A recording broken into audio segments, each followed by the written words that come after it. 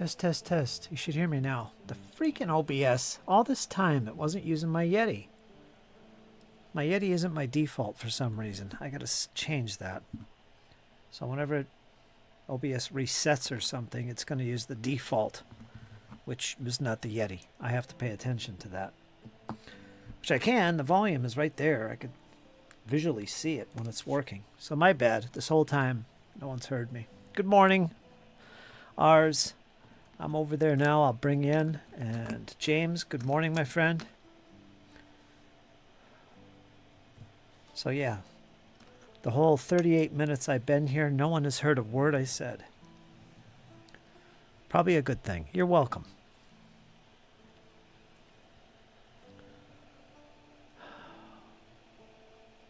Better be okay. I'm telling you.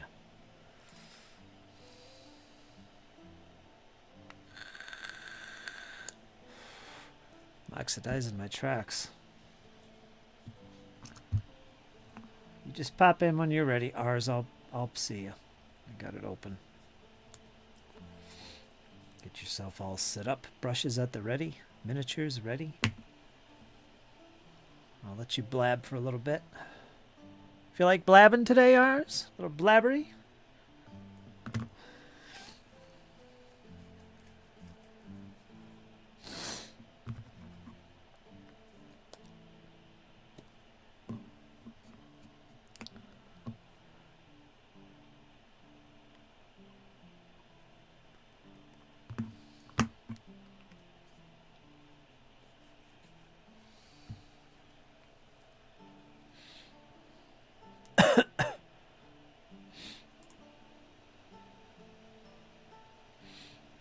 Okay, whenever you're ready. Just go in the green room. It says green room. That's my waiting room. When folks want to come in, I take a look at the green room, see who's in there. Who do we bring in today?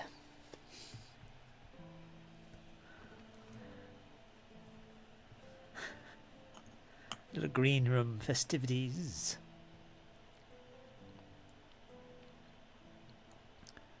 Where is the E in minute? What are you talking about, Ours? You trying to use English against me?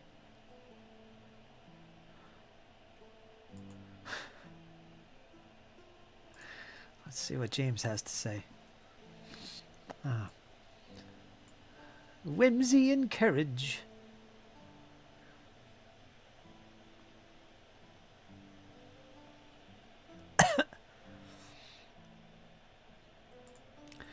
Interesting. It's a miniatures game, though, James. It's like, it should be motivating. New games. Well, of course, maybe he doesn't have halfling figures anymore.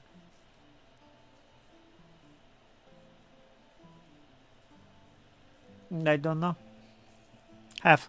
Osprey's got a new game called Skill.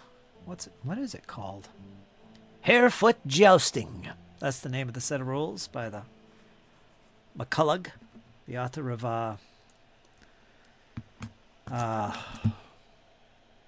Stargrave, Frostgrave, that kind of thing. He's got a new game called Harefoot Jousting, a whimsical game of skill, courage, and whimsy. You know, it's right up James' alley, so I shared it with him. It's just a rule book. It's not a miniatures line or anything, but yeah. It seems like it would be pretty fun. If you're into halflings. Half folk.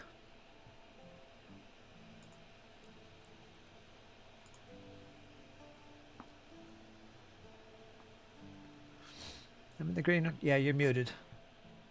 Let me go bring into the proper chat. The green room is just for my use, so I know who's there. You guys can't talk to each other over there.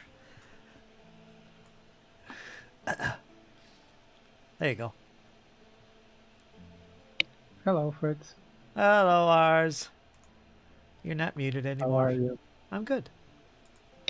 Good, good, good. Right. How about you? You feeling good? Yeah, my cat just started to bite me while Ah, sitting on my legs. gotcha. Gotcha. Yeah, I'm on my way to beat my record in painting an infantry battalion. What's your record? For now, it's like 5 days, I think. Wow. 5 or 6 days. Nice. And there is a possibility I started a new battalion today. There is a possibility they will be finished by tomorrow. Wow. Yeah. That's a record. Yeah. That's a record. But I feel like it's a little cheating because it's Austrians and I use the express color white Ah. and it works well. And now the whole battalion has white, black, everything white, everything black, and backpacks, their coats, and wood on Test. the rifles painted. Mm-hmm. Do you hear me? I can hear you.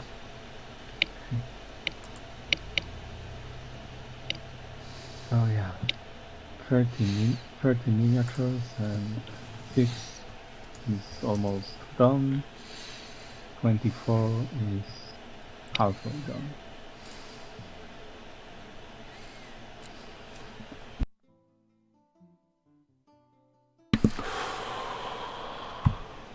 So it's quite a good time. Fantastic. Good. Congratulations. Brooklyn Blade. How you doing, my friend? Glad you could drop in and say hello. Over there on the Twitch side of things. Good old Twitch. Getting our painting on at the moment. And I see painting panzers. Yep, once again, a little bit. I'm testing out this new paint I have from Scale 76 Scale Color for oxidizing my tracks. It's Caldari Orange. Okay.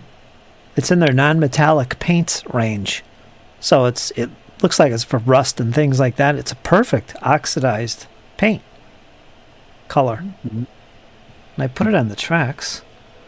I like the result very much, actually. I'm just waiting. I love their metallics. All my metallics are now from Scale 75. Yeah? Nice.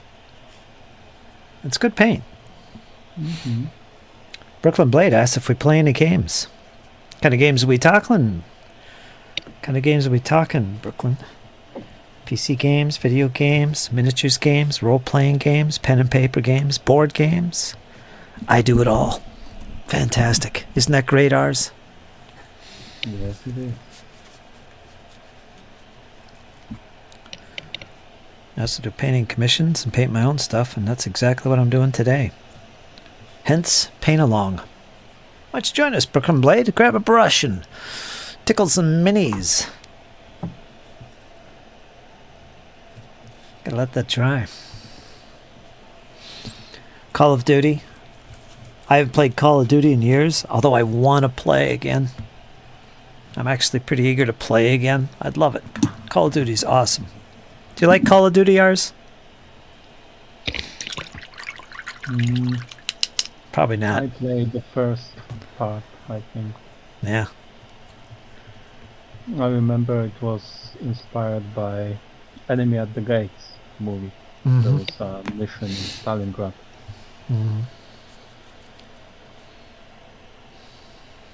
But I think that's the only Call of Duty I played. I love it. I've always been a big fan of first-person shooters. Anything from Left 4 Dead to Call of Duty. It's probably my favorite. And yeah, I play strategy games too, but I don't know. I just get into the first-person shooter stuff. I always did. But that said, I haven't played in probably years. I haven't played any PC games or Steam games in a while. I'd like to. I've been thinking about it. They do absorb my time, but sometimes at night when you're laying around, either read something or watch something or maybe play some Steam. I haven't done that in a long time, so maybe we'll see. Yeah, I'd play. Well, if I have a mood, I like to play. I am waiting for Kingdom Come 2. It's a very realistic medieval RPG, first person. Either way, I don't use it for deep thinking, says James.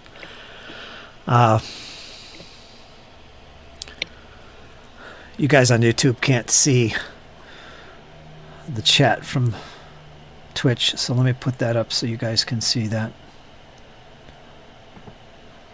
if you're curious.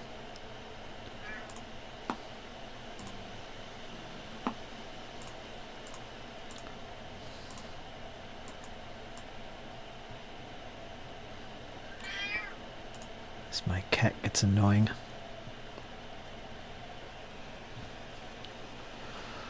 No, I got banned from Instagram.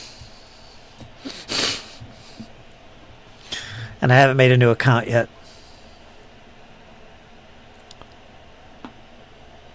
If you want to show me things, Brooklyn Blade, but I just met you, so keep that in mind. Do so on Discord if you're on Discord, and I assume you are. Everybody that's cool is on Discord, and I again assume you are. Go ahead and look in the description below of this particular stream. You might not see it on Twitch, so I'll put it in the chat so you can click on it and enjoy everything that is Forge and Brush Discord. You can join over there. You can private message me if you so choose. How about that? Sound good? Sound like a plan? Let's do that.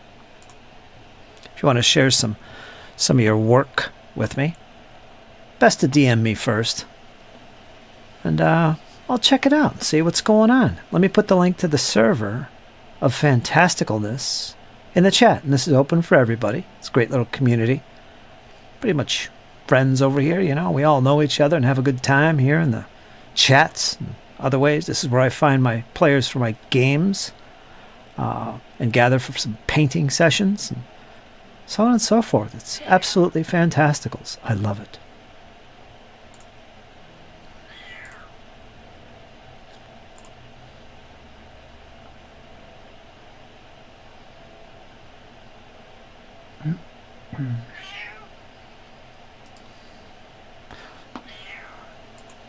Well, my cat is noisy today.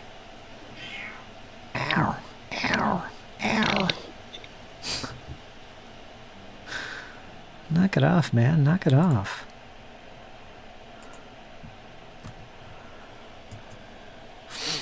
So there's the link for anyone interested, including you, Brooklyn. If you're interested, that's the link. Go over there and say hello. And DM me. We'll do it that way. What do you think? Sound good?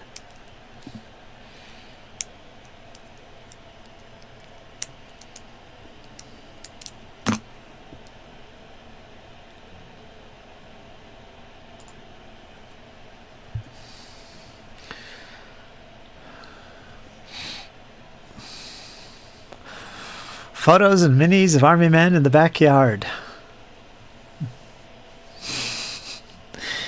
That's what you should do, James. Take some pictures outside. Get some of that outdoor lighting going on for your minis.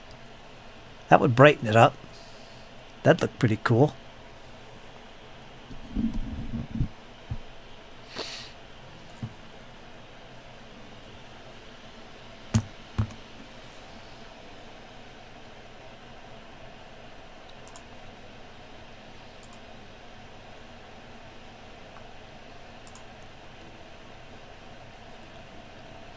Excellent.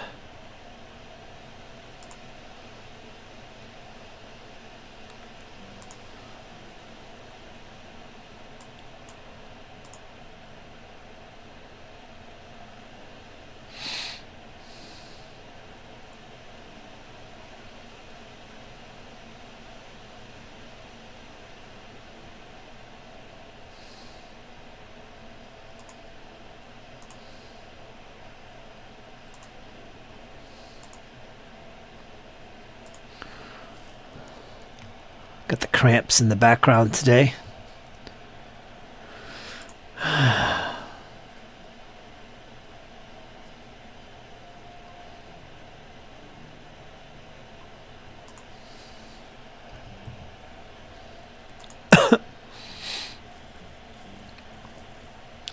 Broken Blade, I put the link in the chat. Just click that.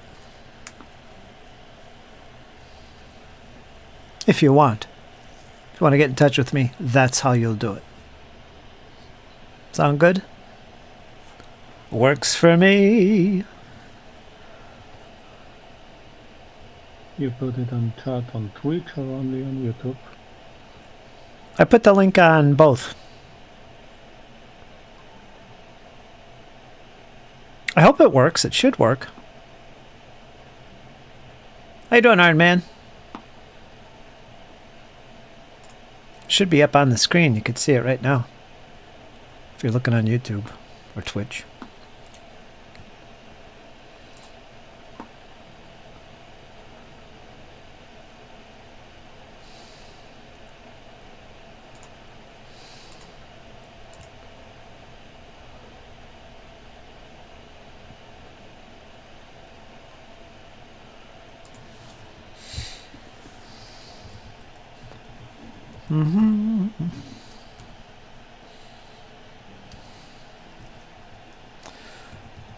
Co-worker.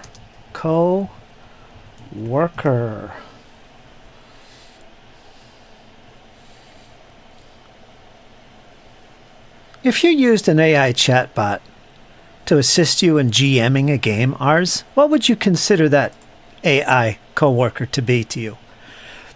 A partner, a co-worker, an assistant? Oh, I like assistant. A tool? A what? Tool. Tool. Yeah, tool. Oh, a tool. Yeah. AI for me is just a tool.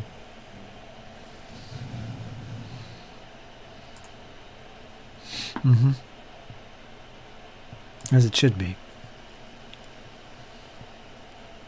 Especially now, because it's not true AI. It doesn't have any form of intelligence or conscience. It's just an algorithm.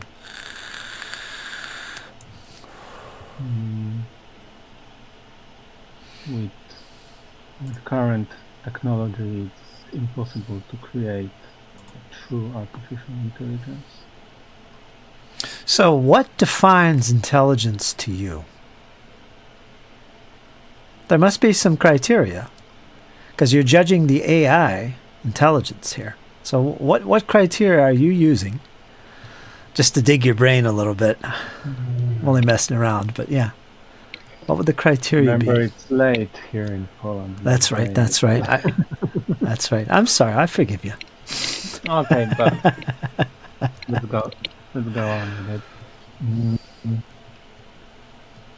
Because it's an interesting topic.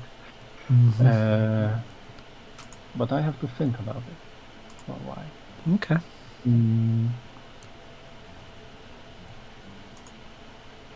For me, it has to be creative, self-conscious. It has to came up with original ideas and solutions for problems. Because for now, what's called AI does, it's searching the internet for similar topics or similar things you ask him to do, and he just puts together bits of different materials from that topic, and in quite logical way, I have to say, and sends it back to you. So it's not his own creation what he does. If you ask him to, for example, create a adventure for role-playing, it will dig into the internet and the library it has built in. It will take something from one adventure, second, it will find common things in many adventures, and that's what you will get. It won't be anything original. So I think these are the criteria I think are necessary to call it a true intelligence, to be able to create something original and to be self-conscious. Mm-hmm.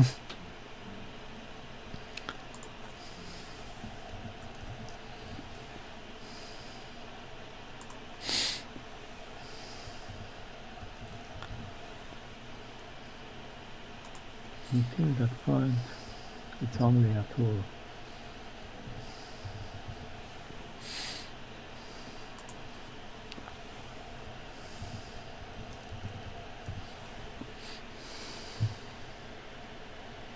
Interesting. So there you go, folks. Is a dog intelligent? Is it an intelligence of sorts? That's Iron Man? Yes, it is. It is in from self-conscious. It can come up with a solution for a problem. If you ask a dog to, for example, if you give him a thread in a box, he will try to get into this box to receive the thread. So, yes, dogs, all animals are intelligent in some sort.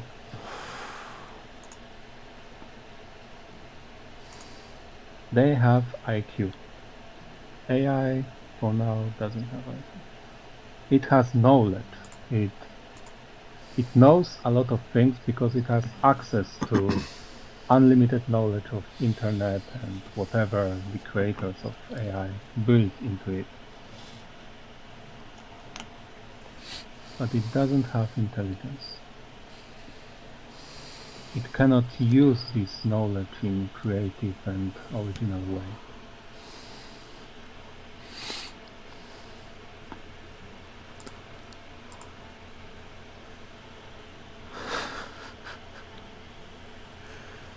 Interesting.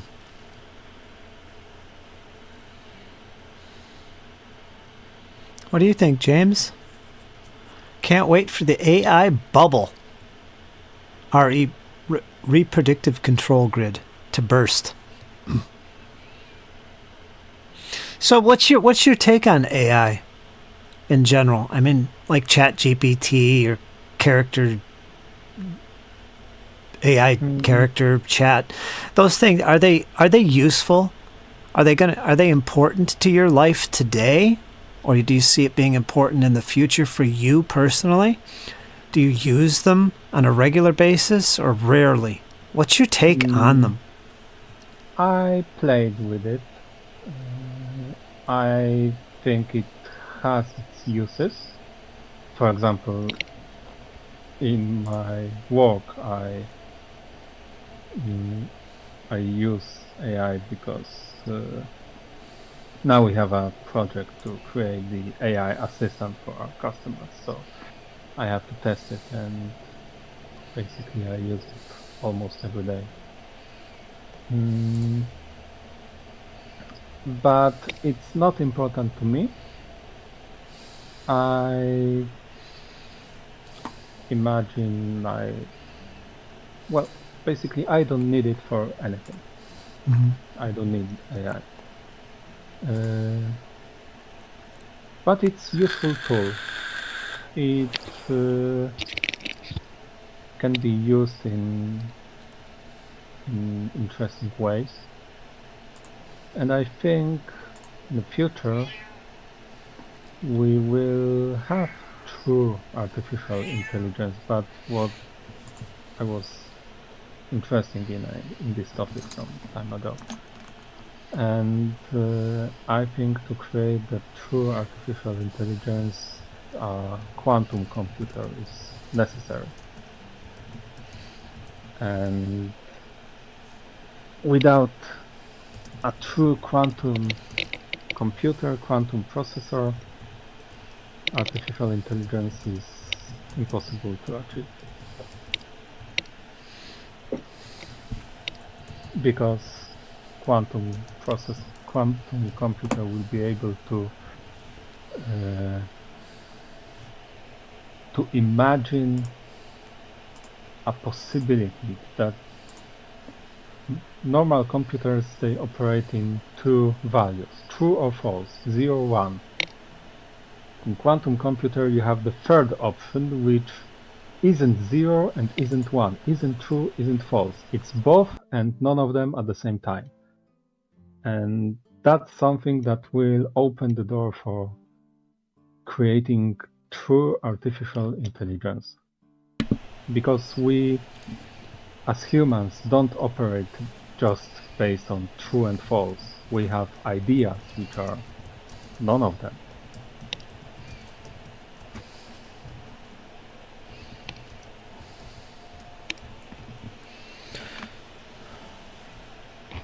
So, would you refer to an AI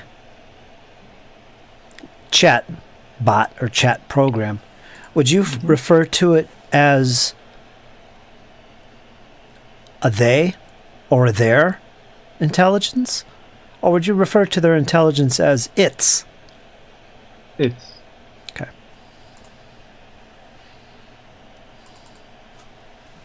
That's what I thought you'd say. Mm-hmm. Definitely, it's a thing. It's not intelligent yet.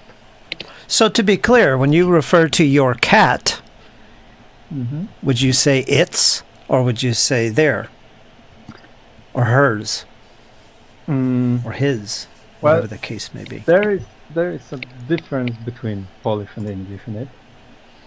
And basically, when I speak about my cat, I use he, like he did something, yeah. So it's like a person. But in it's common in Polish. It's not something that, well, I will treat my cat like a person and use the he pronoun because I love him and etc. No, it's a common thing in Polish. My cat is a male and he is a cat. No, not it is a cat. He is a cat.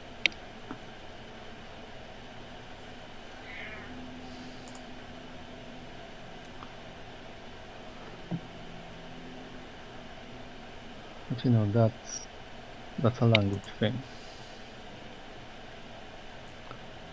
So it's a little bit different in English. For example, what I found funny is that in English, when I sometimes watch a channel on YouTube about naval engagements and naval warfare in Drachenfels or something like that. And I noticed that in English, every time when you say about a ship, a sailing ship, you say she, fire as she bears, because ship is she. And in Polish, it's a ship, it's different object, and it's basically, if we had to use the pronoun, it would be he because it's masculine in Polish.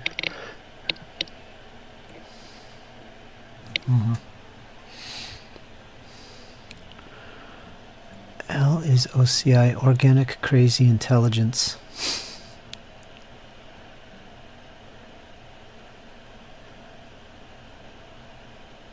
Is a dog intelligent? It is an intelligence of sorts, says Ironman. Yes, it is, but it is intelligence. Artificial intelligence is not an intelligence yet. It will be, I think in 20, 25 years we will have true artificial intelligence, but not yet.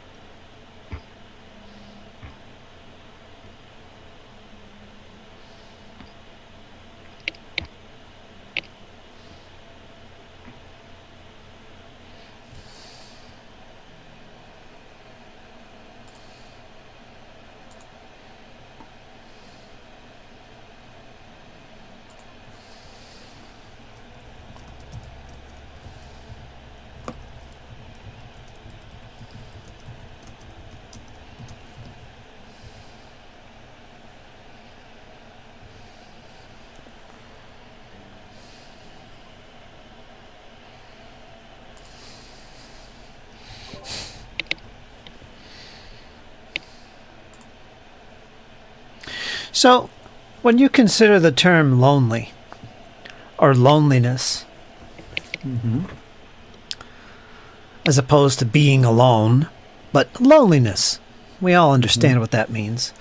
Yeah. How much do you take into account the existence of pets in your life? Like when you say you're lonely and you have pets, how lonely are you? How much do you take into consideration your pets when you refer to loneliness? Or are you specifically referring to human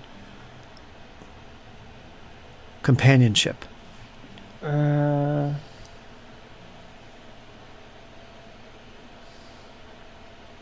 Well, their pets fulfill a little different role in my life. They fulfill a little different social needs.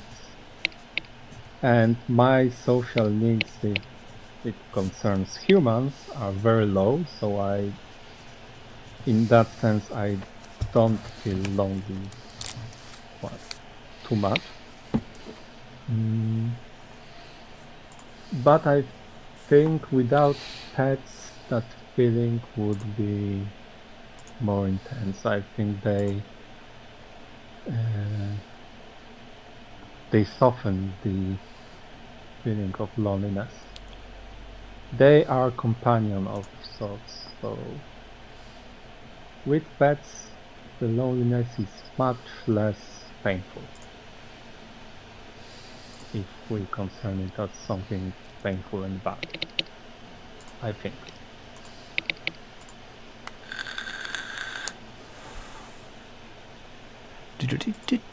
Interesting.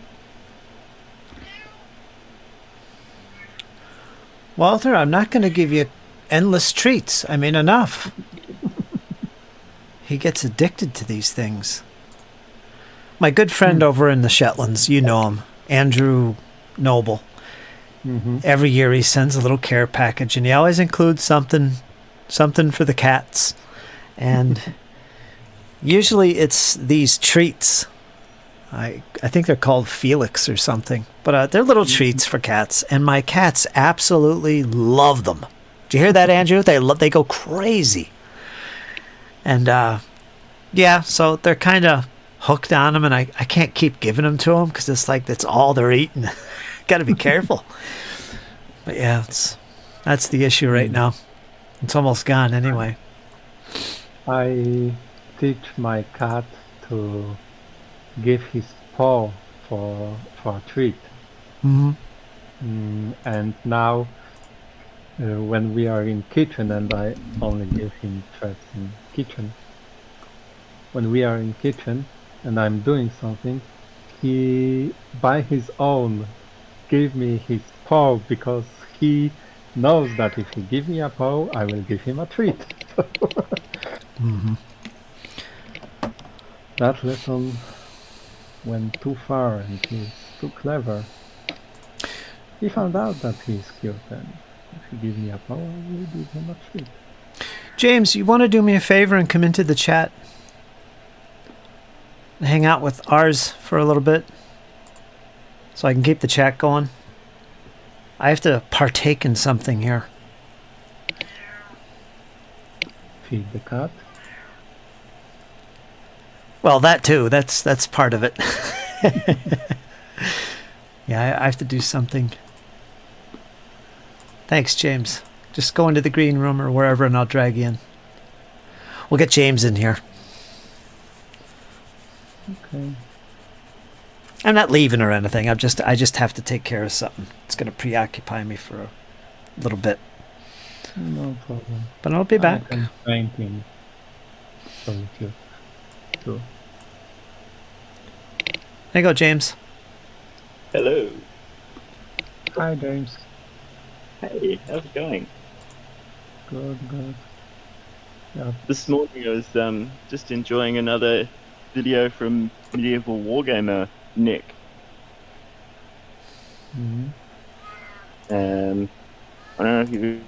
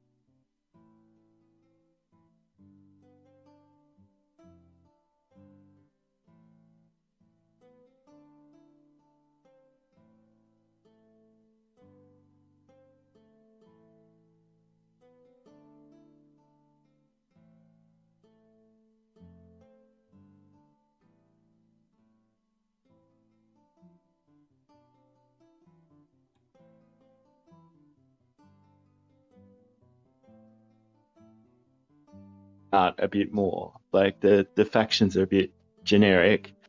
But Mhm. beyond that, also the kind of weird movement rules, like they're elegant in a weird way, but they're not very much like a formation of men actually moves.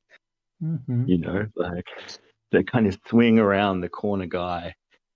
You know, Yeah, with Midgard, there is a certain level of how do you say it in English? Abstraction Mhm. in movement, but that's not what this game is about. The movement is simple, and it has to be simple. Well, I like the measurement unit of spear throw. Yeah. To be honest, I like that. So the movement is simple, but it's not the main focus of the game. The main focus of the game is maneuvering with large bodies of units. I mean, you have command and control in Midgard, so you have your divisions or cohorts or banners, whatever you call it. They are led by a hero. You have multiple of them, and that's your basic piece Yeah. on the tabletop. And Yeah. there are several units in this basic piece, but they are just nuance. Your plan is not about every single unit, but about your brigade, your division, your banner. And that's what makes it much better than basically Warhammer, Altmark, Warmaster. Well, the game that I Warmaster, you also have brigades, but the game that I was planning on playing prior to this coming out was Fantastic Battles, and I'm thinking of still trying it. I played Fantastic Battles. Yeah, and it's very warm. They have different problems because there is no morale system in that game. So basically, every game is just a battery playing until one side is wiped out. Fantastic Battles, no morale. There's morale. There's morale in Fantastic Battles. No, you have morale which is incorporated in your unit strength, and basically when your unit is wiped out, it's assumed that someone has run away. Let me have a look here. Yeah, I guess there's no individual trait for it, but they do have like psychology trait, right? Which is kind of like... Yeah, but it's really, I don't know. I played a couple of battles in Fantastic Battles, and I found it the most boring games I ever played.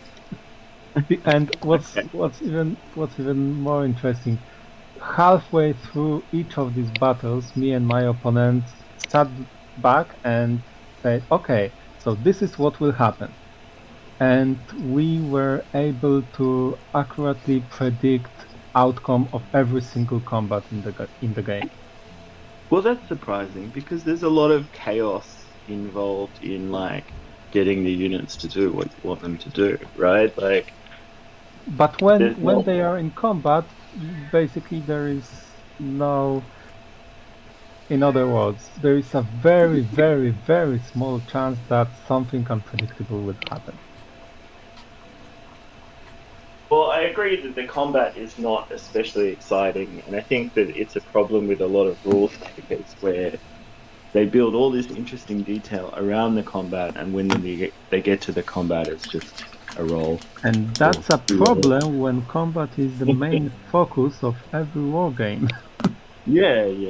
But I feel you when you say that, like, because like once you actually get to resolving, you do all these interesting things, and all these interesting things happen, like setting up the battle, and then when you actually come into contact, it's like, all right, roll 4 and add 3.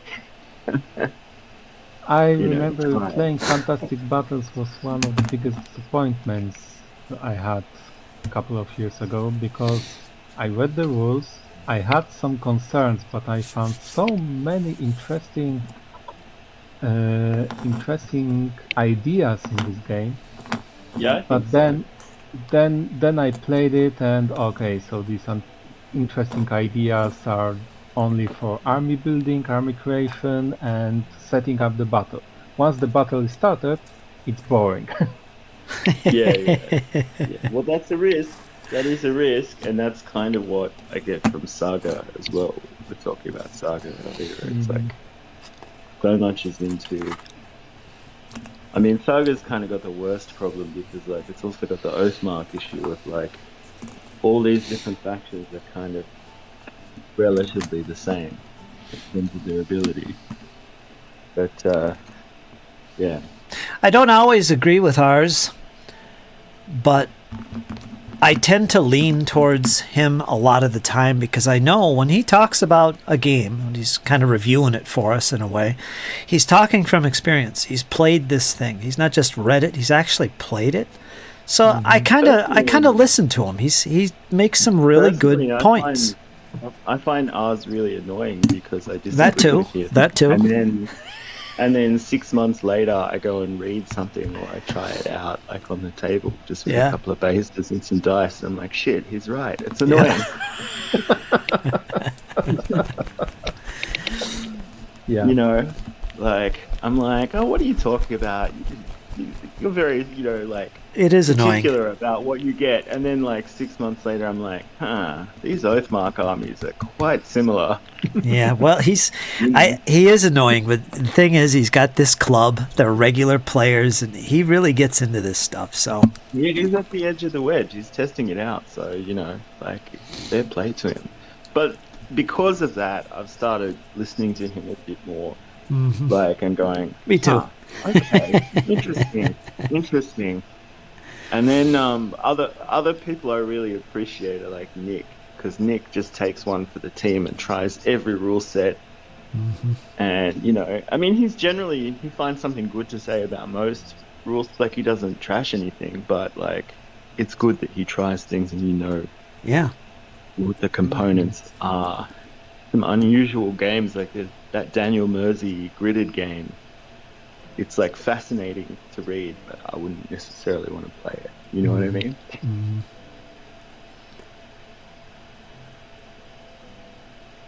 So yeah, my recommendation for you for fantasy is definitely Midgard. Well, I get paid in a couple of weeks, so I'll put in an order. I'm going to get an airbrush at the end of the month. That's the thing that I'm most excited about. Yep. I'm not expecting it to solve every problem, but if it allows me to sort of speed things up and like get things happening in any weather, that's a big plus.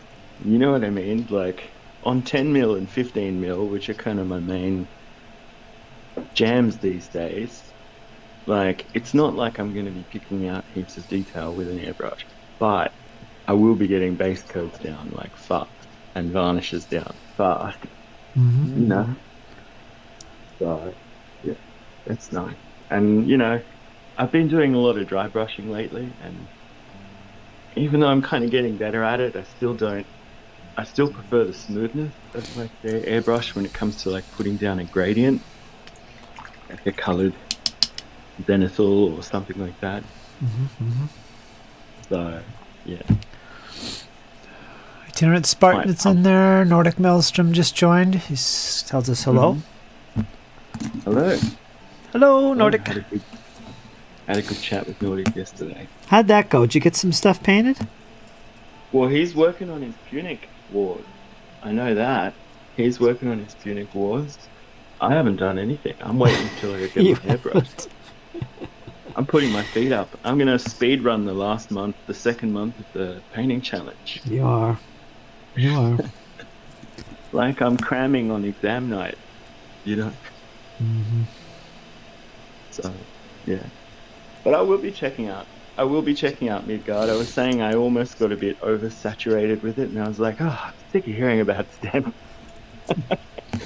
But send me your email. Yeah, I shall. I mean, there was enough of a groundswell of interest in it that they started distributing it here, which is interesting. That doesn't happen for a lot of games. Yeah. I see One Page Rules is launching a box set. That's pretty crazy. Yeah. That's pretty crazy. You know, they're gonna do one of the like very light skirmish game that they do that's like gonna be like 10 figures and like 40 USD. Mm-hmm. It's like, can you imagine you're a game store owner and you're like, okay, so you can play Kill Team for like $150 or whatever. And if you want to add more, you have to buy these and they're like $80. Or you go to the one, or you can have this like $40 box, and it's got the rules in it are 2 pages long. Yeah. What's going to be easier to sell? They're going to sell thousands. They are going to sell thousands. Yeah. They even undercut Mantic. You know, Mantic like do pretty good for like a budget, right? Like they're good for like budget minis. You get a lot of minis for your dollar, but they kind of just undercut them as well. Like, it's crazy. It will be the easiest thing for a game store person to sell. Oh, don't worry about that for little Timmy. Get him the one-page rules box. It's literally a third of the price, and the rules go on either side of this page. Oh, shit.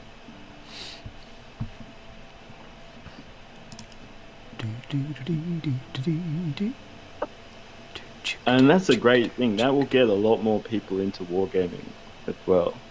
Something like that comes along every few years and actually gets people excited for it, like entry level. Mm-hmm. I agree. And very smart not to just do like 40k factions like Space Marines and, you know, end up with a trademark issue down the line. So yeah, that'll pop off. Like, that'll be very easy to sell.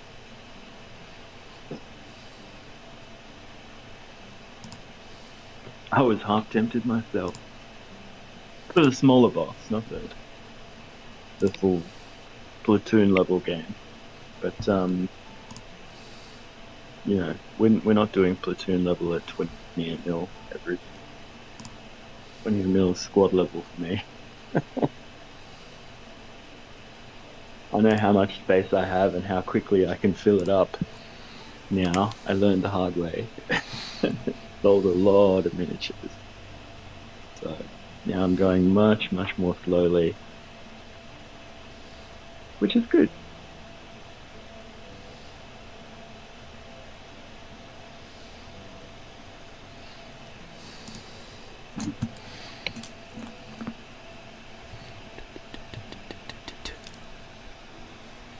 How you feeling, James? Everything all right? Very sore. Yeah. Like I said, I started the year just feeling like, oh, I'm stuck in Christmas mode. You know, I'm not getting things done. You know, my sleep is out of whack. I'm putting on weight, blah, blah, blah. So now I'm, you know, we've just passed the midpoint of January and I'm already like exercising more. I'm going to go get a checkup tomorrow with the doctor, make sure everything's okay. You know, I've got Ree's parents coming over for dinner tomorrow night, so I'm probably going to roast a leg of lamb or a leg of pork or something. You know, I'm just getting a bit more organized and a bit more into it, because as much as I love hanging out with you guys, it's very easy to just chat all day and watch YouTube all day and like let the world pass me by. I don't really have that many responsibilities anymore. So I was like, yeah, I just want to get into a bit of a health kick and a bit organized. So last night, I just, you know, even with my dinner, like I just had a very small portion and then like went to bed early for a little while. Got in a couple of hours. Been going on some walks, getting in the salads, drinking the green juice. Yeah. Yeah. Good. I felt like, oh, I'm a bit stuck, and it's like week 2 of 2025. I had to like really get moving and dislodge it. You know that feeling? when you're like, oh, it's been so quiet and everything's been shut for weeks and everybody's just eating all the time and sitting around. Yeah. I know it. I was like, I've got to get out of my slumber a little bit. Feel too comfortable. Yeah, too comfortable, but also just, wasting time. Like, that I could spend working on either my health or my house or my hobby. Because it's an easy out. I watched a pretty good War of the Roses documentary the other day. Did you? Never been into that period. It's been always like with a lot of medieval stuff, because it's so dynastic and complicated, and historical Game of Thrones, basically. Power switches sides so many times. I've always found it hard to kind of find that hook to get into it, but I watched the timeline documentary. It's like 3 hours long. It's really like 3 documentaries put together. But I watched it and I was like, wow, this is such a fascinating concept. I was like, now that it's been explained to me clearly, I can kind of get into it and appreciate it. What was it again? The 100 Years' War? War of the Roses? The Wars of the Roses. Oh, yeah. And you should send an official request to come up with the Battle of France. Yeah, we were talking about this yesterday. Yeah, I'd like that. I think that'd be a fun one to do. I like early war. We were talking about how we both like early war before it got super serious. It's, civilizational, basically.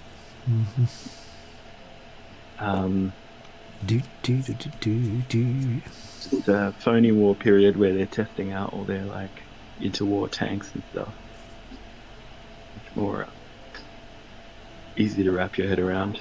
But yeah, this Wars of the Roses documentary was great. That Timeline channel, they regurgitate a lot of old documentaries. Some of them are a bit hit and miss, but it's up there with the English Civil War one we did.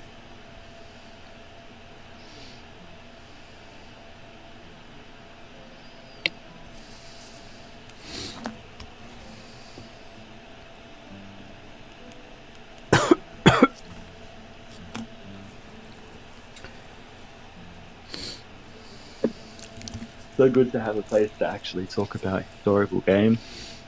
I've encountered so many people lately who are like, that's boring. I need dragons. I like dragons too, but, it's all interesting if you have the time.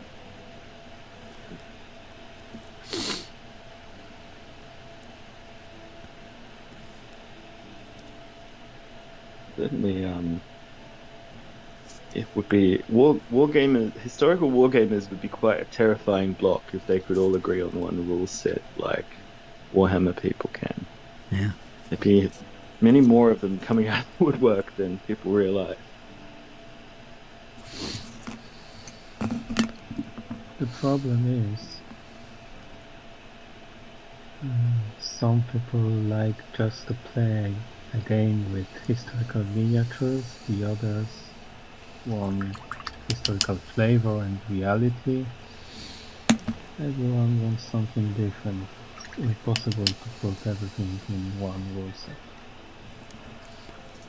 I think there's probably 2 ways of approaching writing a rule set and having them be successful. One is you come up with mechanics or events that are specifically fun, and you build your game around those mechanics. Or you go the more simulationist route. I mean, the issue that I have with a lot of these modern skirmish games, because don't get me wrong, that's partly how I got into wargaming again, but a problem that I have with a lot of them, and a lot of them do scale up really well, like a lot of those Osprey blue books that people kind of, don't think much of, actually scale up to a big game quite well. is that a lot of them just are kind of like degenerated into kind of mobile game boss battles where you stack buff for units and your position, your flank, whether you have supporting troops, none of that is taken into account. Mm-hmm. You know, even in Pikeman's Lament, I was like, they should just drop the pikes, you know, because nobody's skirmishing with pikes, Mm-hmm. you know, unless they're defending like a very narrow gateway, nobody is doing that.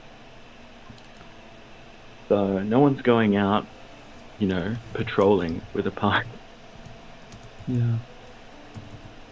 But the same problem as with Saga. Yeah. So there's a Patrol happy with medium. 16 Sarisoforoi and an elephant.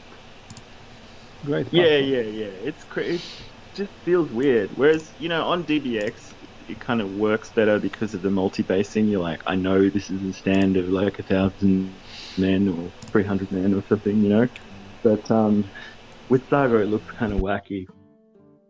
But you know, the rampant games, like the Mersey games, they scale up really well. I don't think they're that impressive when you just play like 30 a side. But if you play like 100 figures a side, it's kind if you like rampant games, then you will like also Midgard, because Midgard is basically large battle. The combat mechanics is like in similar. rampant. So. Yeah. Well, I think they're quite elegant, the rampant one.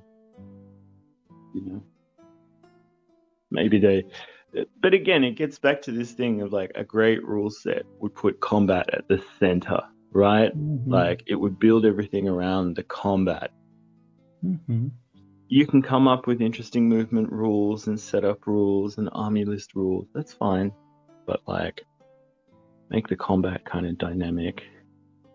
Maybe there's some room for some like RPG style exploding dice or something, or interesting tables for things that can happen with, you know, unique formation, or I don't know, just bringing some of those RPG elements from like old Warhammer back in, or, you know.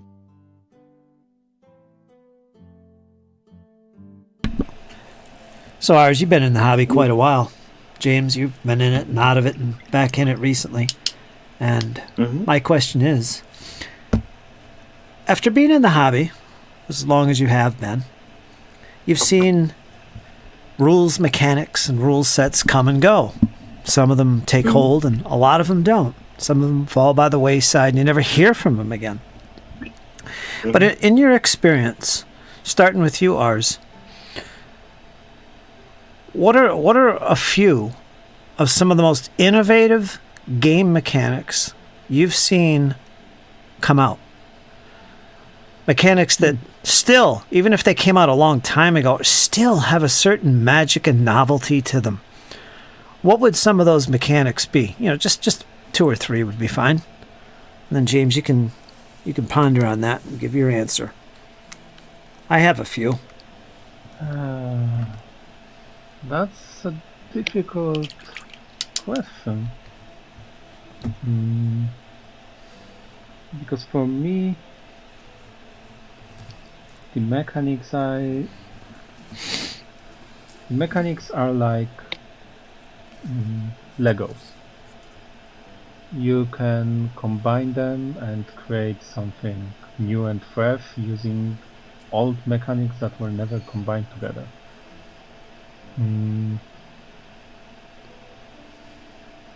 So,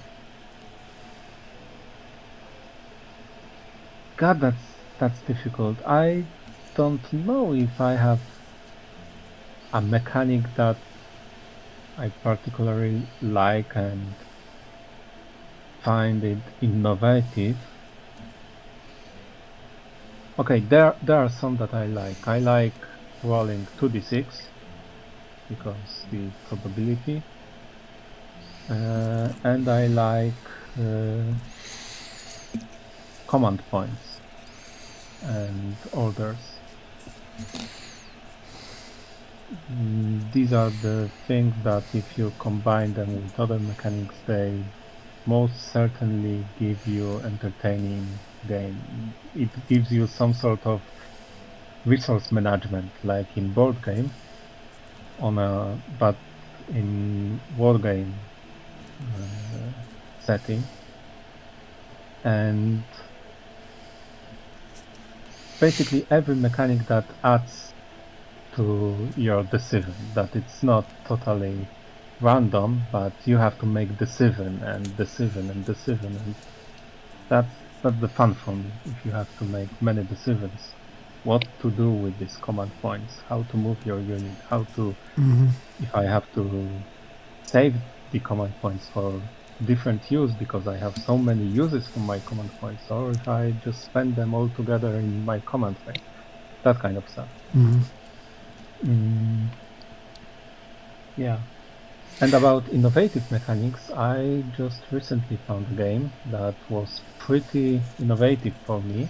I don't know, it's too new game to really hook to anything, to have an impact on industry, but it's very interesting. The game is called Moonstone, and it's a war game without any form of dice. You have your combat, and basically combat is interesting because it uses a deck of cards, a deck of special cards, and the outcome of combat depends on the card you play and what card your opponent play. It's a skirmish game, 1v1. So basically, if you play like a attack from right and your opponent plays attack from left, then you will deal each other a certain amount of damage. But if you play attack from right and your opponent plays defense from right, then your attack will cause 0 damage. And that was pretty innovative for me, and I based my Musketeers game on. Oh, did you? Yeah. So with this question, you don't have to like the particular mechanic you might be speaking of. The real question is about what do you feel is most inventive or innovative that you've seen come across. You don't have to like it or use it or prefer it, but you'd recognize it as being quite novel. Like, I think the bolt action activation system is pretty neat. Just by way the of problem from my side is that I cannot appreciate the system I don't like. So I won't find anything innovative or novel which I don't like because it's trash for me. All right. Well, let me give some examples because I can appreciate some rules mechanics, but not like the game they're associated with. And just a few of them, because I think there's quite a few, especially from days gone by, that were quite innovative.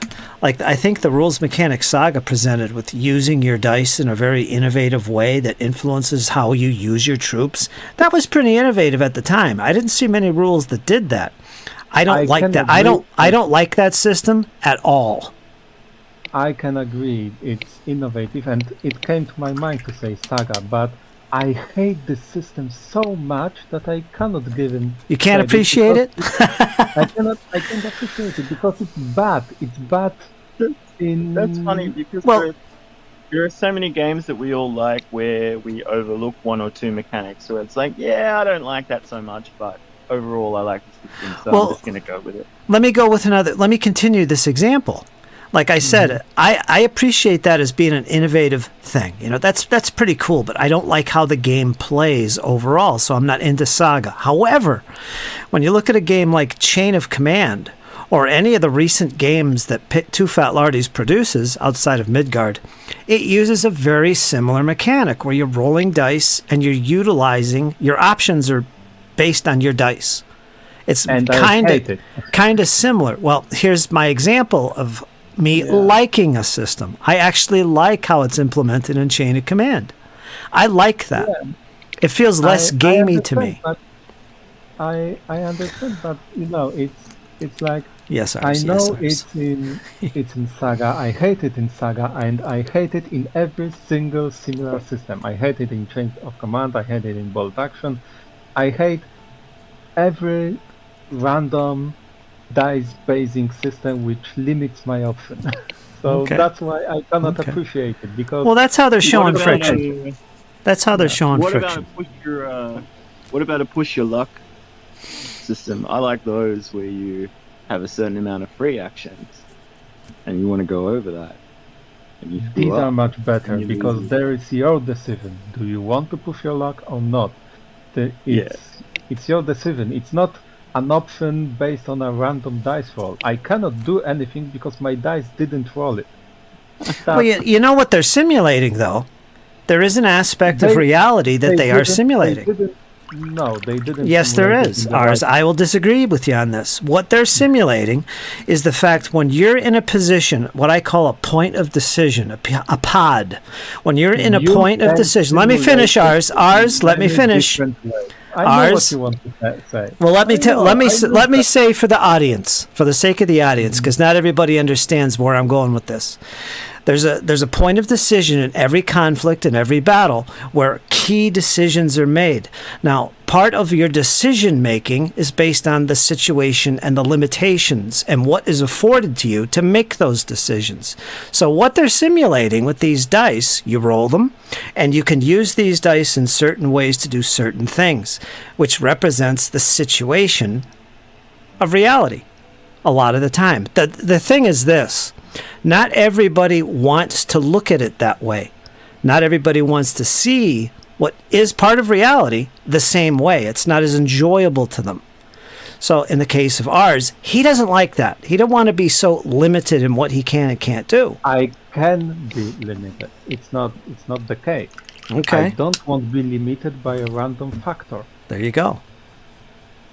I don't like the random factor in this.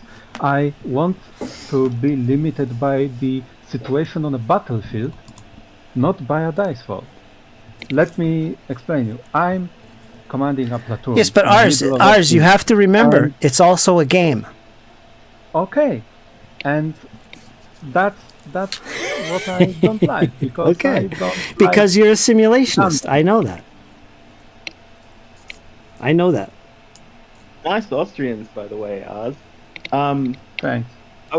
I was gonna say, I think a lot of people, I think the truth for a lot of people in the middle is more like randomness is fun, but randomness at the start of your turn before you've done anything is a bit demoralizing for some people. Some people just find it frustrating to play a game where you don't have that kind of executive ability. Personally, I like a little bit somewhere in between where you have a bit of room, but things can go backwards on you. That's why I like the push your luck system so much. Mm-hmm. Yeah. You know, Yeah, you get a and I couple of agree. free actions. You get a couple of free actions, but you get cocky and you fail, then you lose the initiative. Mhm. I think that's like way more on point. In answer to like Nordic's earlier question, like can like the whole thing about bouncing cannonballs and like simulating that in a game, like that The good old Warhammer days. style, I think that's fun and fine. Like at a level of a game where like one guy represents like one guy or maybe even 10 guys. Probably not so much at your like actual army level Napoleonic game. I don't want to be doing that. You know. But in a kind of farmhouse confrontation, bring on the bouncing cannonball. Fine. No problem. You put that in your rules for fun. Like, go ahead.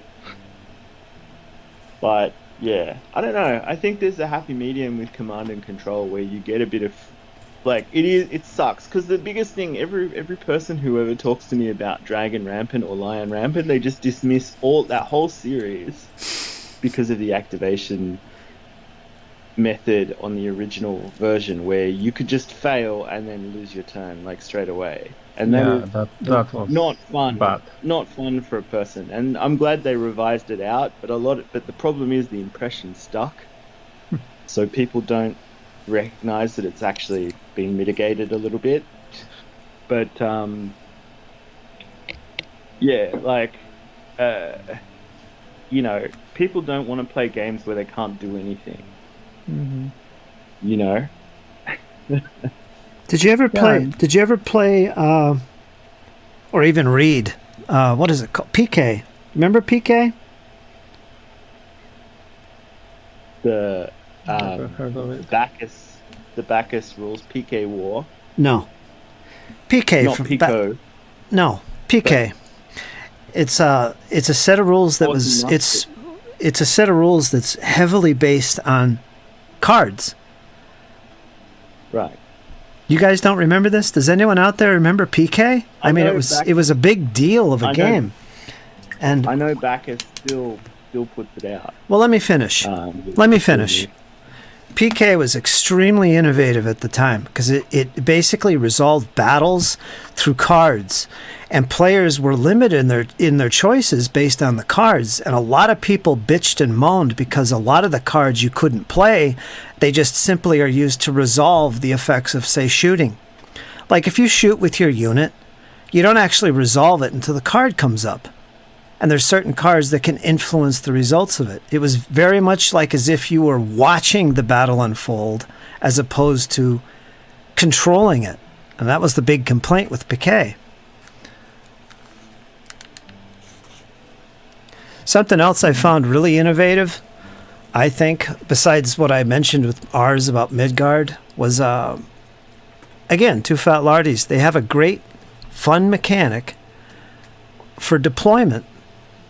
They use it in Chain of Command, and they used it in that Horse and Musket rules of theirs, whatever it's called.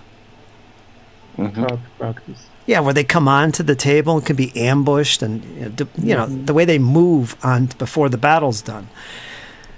Mm-hmm. And that reminds me of a game back in the 80s and 90s called Königkrieg. I can't remember the author. Bill Biles? I don't remember. But it was a 7 years' war set of rules where before the battle you deployed and you moved these little squares that represent your brigades onto the map, and they before a battle begins, they're already deployed, they reveal each other, they spot each other and pin each other. But you have to actually move stuff before a game begins, before the battle begins in earnest.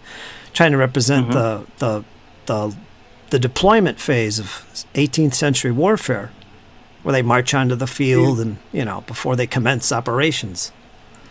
Here's a petard that I'll throw out there.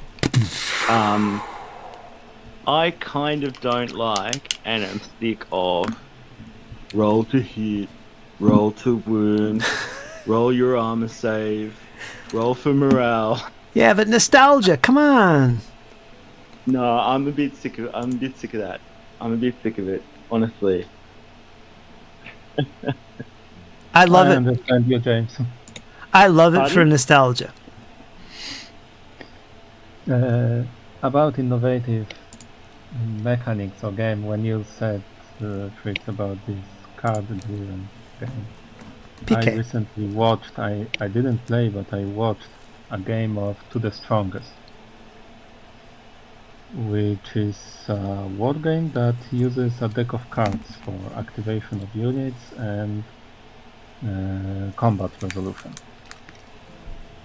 And basically it's half random, half push your luck, because when you activate a unit you draw a card and you can activate it again, but the card has to be higher than the previous one.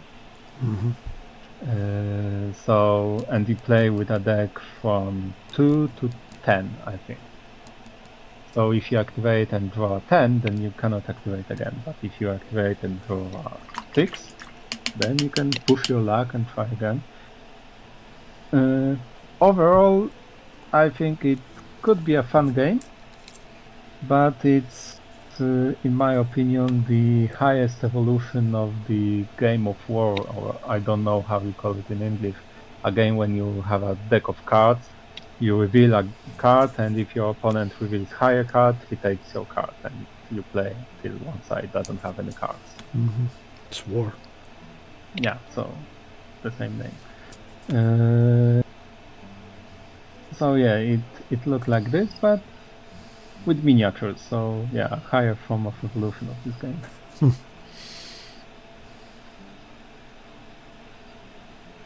And what is also unusual in war games, you play on a gridded field. You have a grid on your battle map to represent.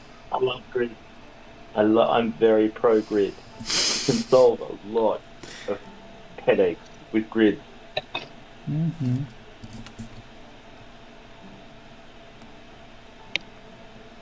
Yes, and I appreciate that, but it's, for me, the visuals are also very important, and I never seen in a nature a grid on a field of battle. There you go. Well, you just don't understand how weird the plant life is down here. It's an alien planet. Yeah, I mean, I actually bought 2 gridded battle mats from Simon Miller's web store. Mm. Not with a view to playing to the strongest necessarily, but like, you know, just because I think it's a great idea. You know. I got one too. Yeah, I like it. They're very, very, very faint. You know, you can also do it with stones or terrain, or you know, there are a couple of games where they don't even use movement. You just leap from like terrain feature to terrain feature kind of thing. Yeah. Now there's a game we should mention for innovation. That would be Artie Conliff's World War II. Yeah, that's what I was thinking of. Tactical rules. What are they called? Lindy Beige plays them, right? Yeah, he does. That was pretty brilliant. I've played that a number of times, and it's actually really freaking cool the way it works. Crossfire, yeah. Crossfire. No tape measures. That was the big deal. You move from terrain piece to terrain piece and react to opponent's movement. Yeah. Yeah, that was kind of neat. And you know, I've seen other games do it. Like there's this really gory game that does that, where you basically like break the battlefield up into different sections, and you know, depending on what your troops are, they can move through them at different rates. But there's no, you know, tape measure or anything like that. I like my tape measures though. Yeah, I think it's kind of part of the fun. I probably would get a bit defensive about that. But I'm like, what is a good alternative to roll to hit, roll to wound, roll to save, roll for morale? Because that just feels like, to me, I'm like, is that really the best we could do as a species? Well, for me, that mechanics is okay when you play a skirmish game. Yeah. Because you know every soldier is individual and has armor, and it matters what he has. But if you play a grand tactical game, a battle game, then it's a nonsense. It's something that Warhammer did for war games, and it's not good, in my opinion. Well, yeah, that's kind of what I think. Like, I think it works well at a skirmish level, but once you get anything above the platoon, it's like, what am I really doing here? You know? I like the opposite role mechanics, like in General the Brigade, for example. Both sides roll 2d6.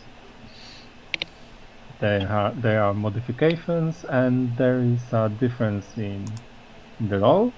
And you have a table, and if difference is, let's say, 2 or more, the defeated one falls back and victor takes ground. If the difference is 9, the defeated side is broken and basically you have a table for combat. I always like the War Master, depending on where your position is, like how hard you are to hit. Like if you're in the open or behind cover, that determines your hit. It kind of forced people to be a bit more like circumspect about where they would put things. It's the same reason I like blast templates, like in the old 40k. Like that was great, like and in Warhammer, because it stopped you from just taking Death Star regiments or like bundling your guys together, in a parking lot.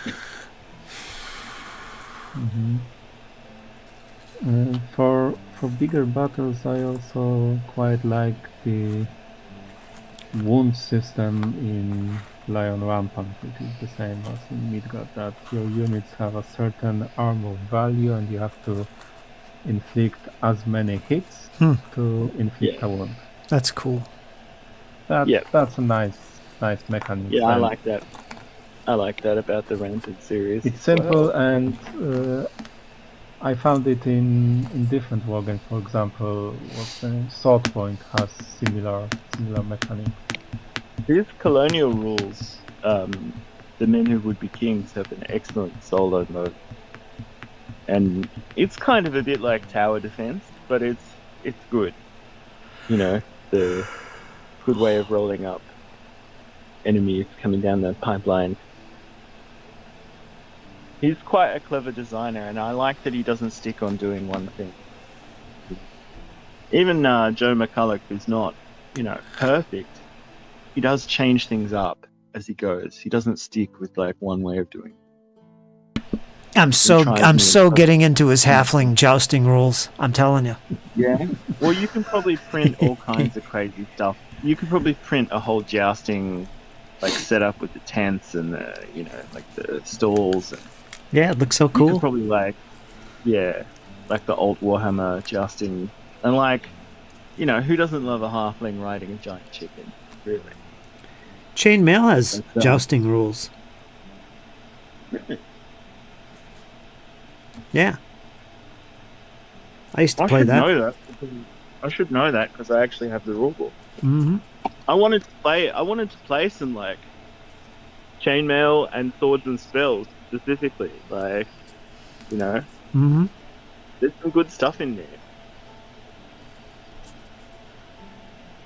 I don't remember the name of the channel, but I remember I found a channel when a guy played a fantasy campaign solo with chainmail rules and 10 or 15mm figures. Is that the Joy of Wargaming? Yeah, Joy of Wargaming. Yeah, I quite like some of his videos. Quite like he's really into his alternative army stuff and 15mm. He's got a really kind of cute kind of table setup, of things that you kind of scratch build.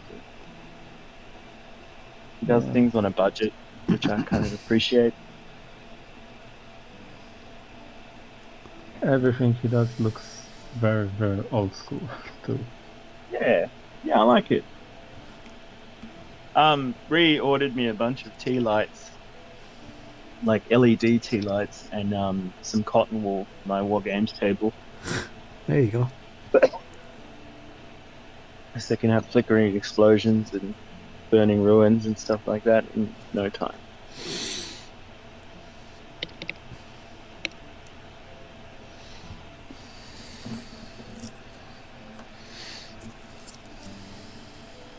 But yeah, I think Mersey is an underrated rules writer. Like, a lot of people are like, oh, the Osprey Blue books, they're not perfect. They, you have to house rule some stuff. And it's like, that's true. And it would be nice if they put reference tables in the back. But at the same time, like, you see them played a lot in clubs, and it's because they scale up so well. Like, you can play big games with them. They're pretty big skirmish. That it's not trying to simulate grand tactical battles or anything.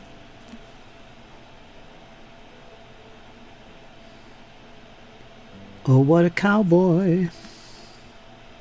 Oh, there's that as well. Yeah, that's another Ladies set. I thought that was pretty cool. Mm-hmm. Again, I'm I not only so much played into What the a cowboy. Tanker. Oh, what a tanker! Yeah, well, that kind of preempted the Warlord version of that game, and then there's World of Tanks as well, which is kind of like a Flames of War derivative, which I'm quite into. But Have you sat down and played with Ree at all? What about Godzilla? Has it happened? Not No. yet? not yet. Still doing heaps of stuff. Okay. Just continuously. I mean, we bought this house 3 years ago. We're still working on it. Wow, I didn't know that. Yeah. So there's always something to fix, and because I'm really clumsy and have a terrible temper, Oh. there's always going to be something to fix. So, yeah, I mean, I don't know. What have we been doing over the Christmas period? Mostly spring cleaning, working on the garden, getting the garage right. Garage. Yeah. Ours is Haven't gonna done- be. Ours is gonna be. Well, he's planning. Get his own place. Ours, you still gonna do the bed and breakfast thing? Mm-hmm. Oh, that's gonna be amazing. Yeah, I'll go for that. Yep. Me I'll go too. for a wargaming weekend. You can probably catch a boat too, Fritz, because it's not that far. You just have to get to like Calais in France, and then you can just train it over. Mm-hmm. Doable. From New York, probably like doable in a week, under a week. It'd be awesome too.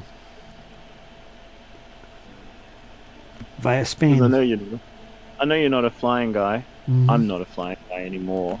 I've done so much of it for work that I hate the airport. I hate the airport. I hate hotels. Associate them with being on the road like forever, doing work, repairing things in different hospitals, and coming home to write up all my reports and then fix everything that had arrived in my workshop while I was gone. Mm-hmm. I don't like to fly. I never fly. Because Well, I I would- believe very strongly that the plane I will fly will crash. Mm-hmm. I've had pretty good. I mean, Australia has a pretty good air safety record. Ouch. But, some of the events of the last few years have given me pause for thought. I feel like maybe I've used up all my tickets. But I flew Delta to the US for work. That wasn't pleasant at all. It's really horrible.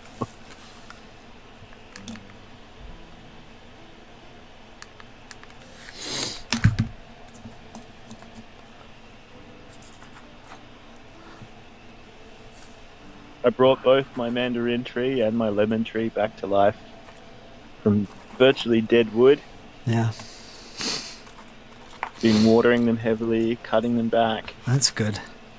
putting plant food around the roots, putting white oil on the leaf to keep pests off. And they are huge now and just starting to bear fruit. They're so tall and healthy looking. Today we've got lovely cool rain, keeping them watered for me, so I don't even have to do that. Not too hot today? It's much cooler. Yesterday it was boiling. It was like 91 in your Wow. money. Yeah, it was driving me nuts. Today it's a lot cooler because it's raining. 22 degrees Fahrenheit here in East Coast of the United States of America. Very little wind. Cloudy. Yeah. Yeah, it was something, I don't know what it is in, what was it in our money? It's like 35 Celsius. Yesterday, it's pretty hot. 6-mile-per-hour winds. Feels like 12, it says. Oh, absolutely. Emperor Arnman is like one of the biggest defenders of like everything that can go wrong with an Osprey rule set. Because when you talk to the guy about like what level of combat you're even playing, he's like, lol, I don't know, just make it up. You know, he's like, it can be either or. And that's confusing to a new person like me. I'm like, no, you just have to tell me what I'm doing. But yeah, I don't know. Absolute Emperor wasn't as big on that one. Is that Roman Bruce? Boyd Bruce. Yeah, him. Bruce Boyd? He goes by Roman. Oh, okay. Well, he should go by putting the reference sheet in the back of the book.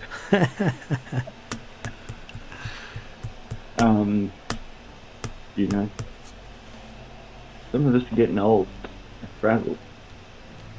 But yeah, I think Chosen Men, the Napoleonic skirmish game, and I hate saying that because I realize how silly that is, and I realize how much wargaming has degenerated in the last few years into like a consumer exercise. You know, everybody wants to play a little bit of every period. I relate to that to some extent, but I've managed to pull back like a lot and become a lot more restrained than I was. You know, it's just this sense of like, at least with Chosen Men, you get these off battlefield effects like artillery bombardment. You feel like you're a small slice of a large battlefield. It actually works. You know what I mean? You're on a scouting mission ahead of the army kind of thing. It does have that sharps rifles kind of feel to it. But yeah, I think in some ways the proliferation is because it's grown the wargaming industry and it's gotten people into more periods and gotten them more interested in history. And you know, there's a fantastic selection of miniatures now, but it has also contributed to a kind of dumbing down and a kind of conveyor belt of like, this month there are 3 new skirmish games and I'm going to play 2 of them. You know? Yeah, I don't disagree, man. I think that there are some problems with that rule set, but I also think there are some good ideas in there. There are some core ideas in there that I liked, but, you know, the execution, it felt like a first draft or a second draft maybe, you know? I mean, that's kind of one of the cool things about Osprey is that if you have it in you and you like see it through and the idea isn't something that they've done recently, they'll give it a go. But I think the thing is, if you're going to send them a rule set, you have to be willing to do the legwork of like explaining the rules and marketing it on YouTube and showing battle reports and stuff. That's how you grow it, because they'll just take a chance on it and see how it goes, right? And you won't get a lot of money for it. You get a little bit, but, you know,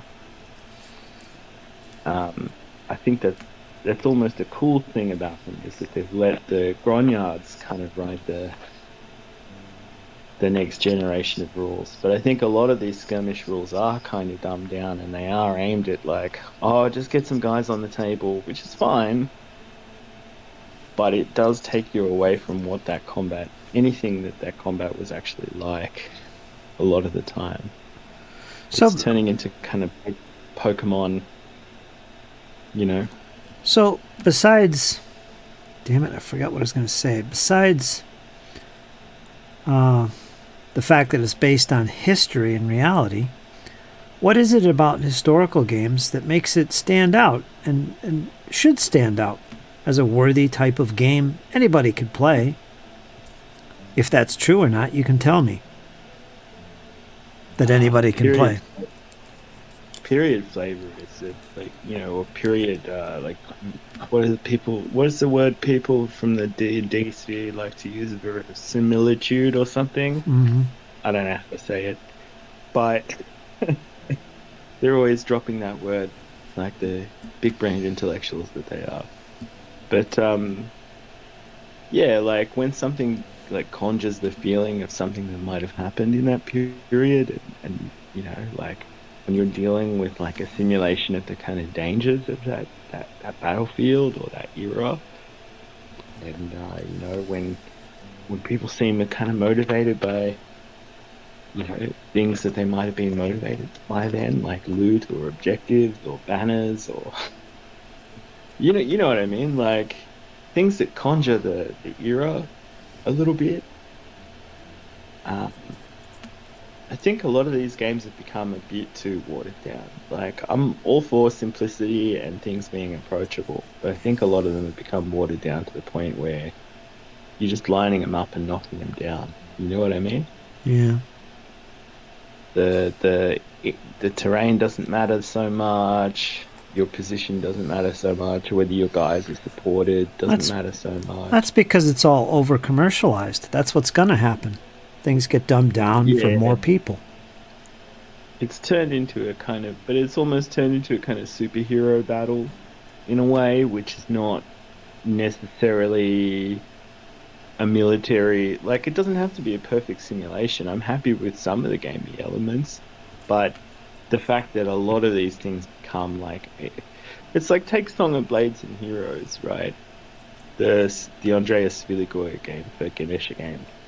It's very simple. It's a great little fantasy skirmish warband game. You can have fun with it and you can play with it, and the setting is kind of fun. And, you know, it's very straightforward. But that game has been extrapolated to so many different periods and settings.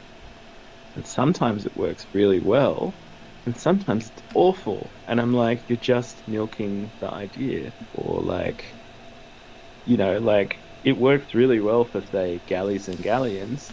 Their Civil War rules, the English Civil War rules, are like better than Pikeman's Lament by a long shot. Like, they're actually really good. But their Napoleonic rules sucked. I'm sure you agree with that. The Ganesha Games Napoleonic rules, the Song of Drums and Shakos, or whatever it was called, just terrible. It doesn't work for the period. I agree with you on that. The vermicelitude idea. That is a thing. And it does make historical gaming a bit more... you can connect more with the game, I think, as opposed to fantasy. And just assume that I don't know much about the period and give me a little bit of a readable primer and some interesting quotes and some nice pictures, and, you know, bring me on board and kind of make me think, oh, perhaps I shall be a cavalier, sir. Get back, you dog. Yeah. I don't know. You know, a little bit of that. I mean, one thing I will say in defense of the Blue Books as well is that they are campaign oriented. They have that RPG element of like focusing on the leader and their positive and negative traits. You know, they encourage you to kind of thread your games together. So I think that's good. But the problem I have with a lot of them is that they just completely take out anything to do with your position relative to other units or the battlefield. The core ideas, okay. But line them up and knock them down. Yeah, well, Nordic, you didn't need 8 rule books to do that, did you? I mean, I don't know. Maybe I'm becoming a bit cynical, but I'm like, maybe we don't need another skirmish rules set or toolkit. Maybe we have pretty much all of them now, and it's just up to us to use these things and feed some like energy back into the brainstorm. You know, I bet a lot of you guys, pretty much each of you, Oz, Nordic, Fritz, you could all write a blue book, hands down. You know, I reckon Iron Man could write a pretty good pulp blue book. Honestly, with his Congo games and stuff like that under his belt. Pulp. Wide variety of RPGs. I think he could have written a great pulp game. Mm-hmm. You guys could all do one, for sure. But it's a question of, like, carving out the time and getting someone to edit it for you. And you can't just send it off. Like, I think these guys that send it off to Osprey and it gets published and it does okay, but the game just dies, you have to support it after, because none of them do. You know what I mean? Well, I know for a fact they're very limited what they can do, because their page count has to equal so much because of pictures and everything. So they've got a lot of strictures to work with. Mm-hmm. Like it's what is it, a 65-page book or something, and they have to cram all this stuff in there. Less than that, because they got pictures to put in. Yeah. We have to cut things out. Better off self-publishing. But it's like I've always said, your first goal as a writer or a game designer is to get published. Doesn't matter who publishes it or what it is. Just get your name out there, even if it sucks. You got to have that experience, or otherwise people won't hire you. There are a few big untested, incomplete areas of like modern tabletop wargaming. I'm sure someone will run to the comments and tell me I'm wrong, but that's good, because then I'll find out about it. But like, nobody has really done the great fantasy heartbreaker yet.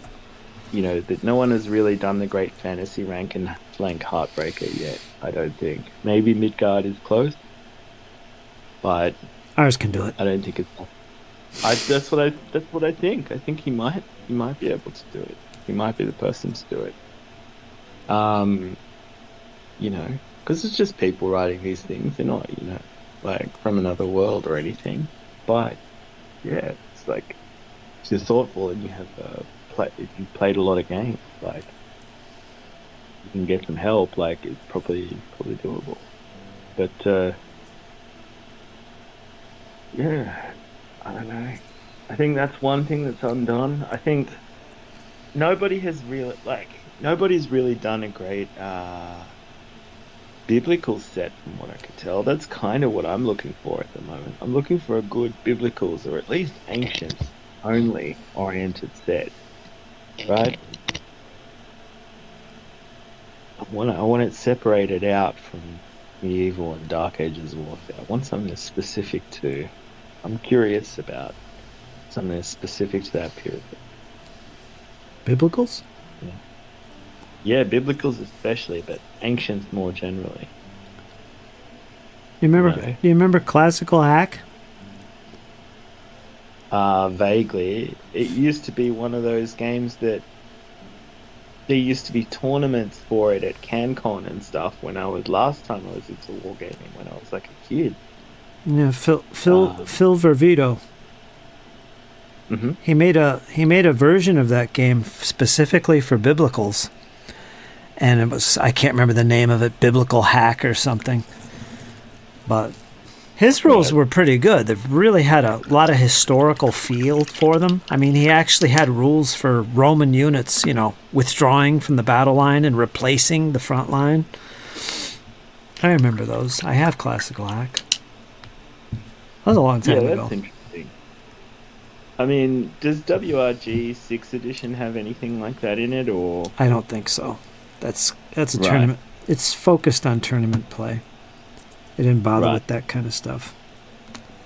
Right.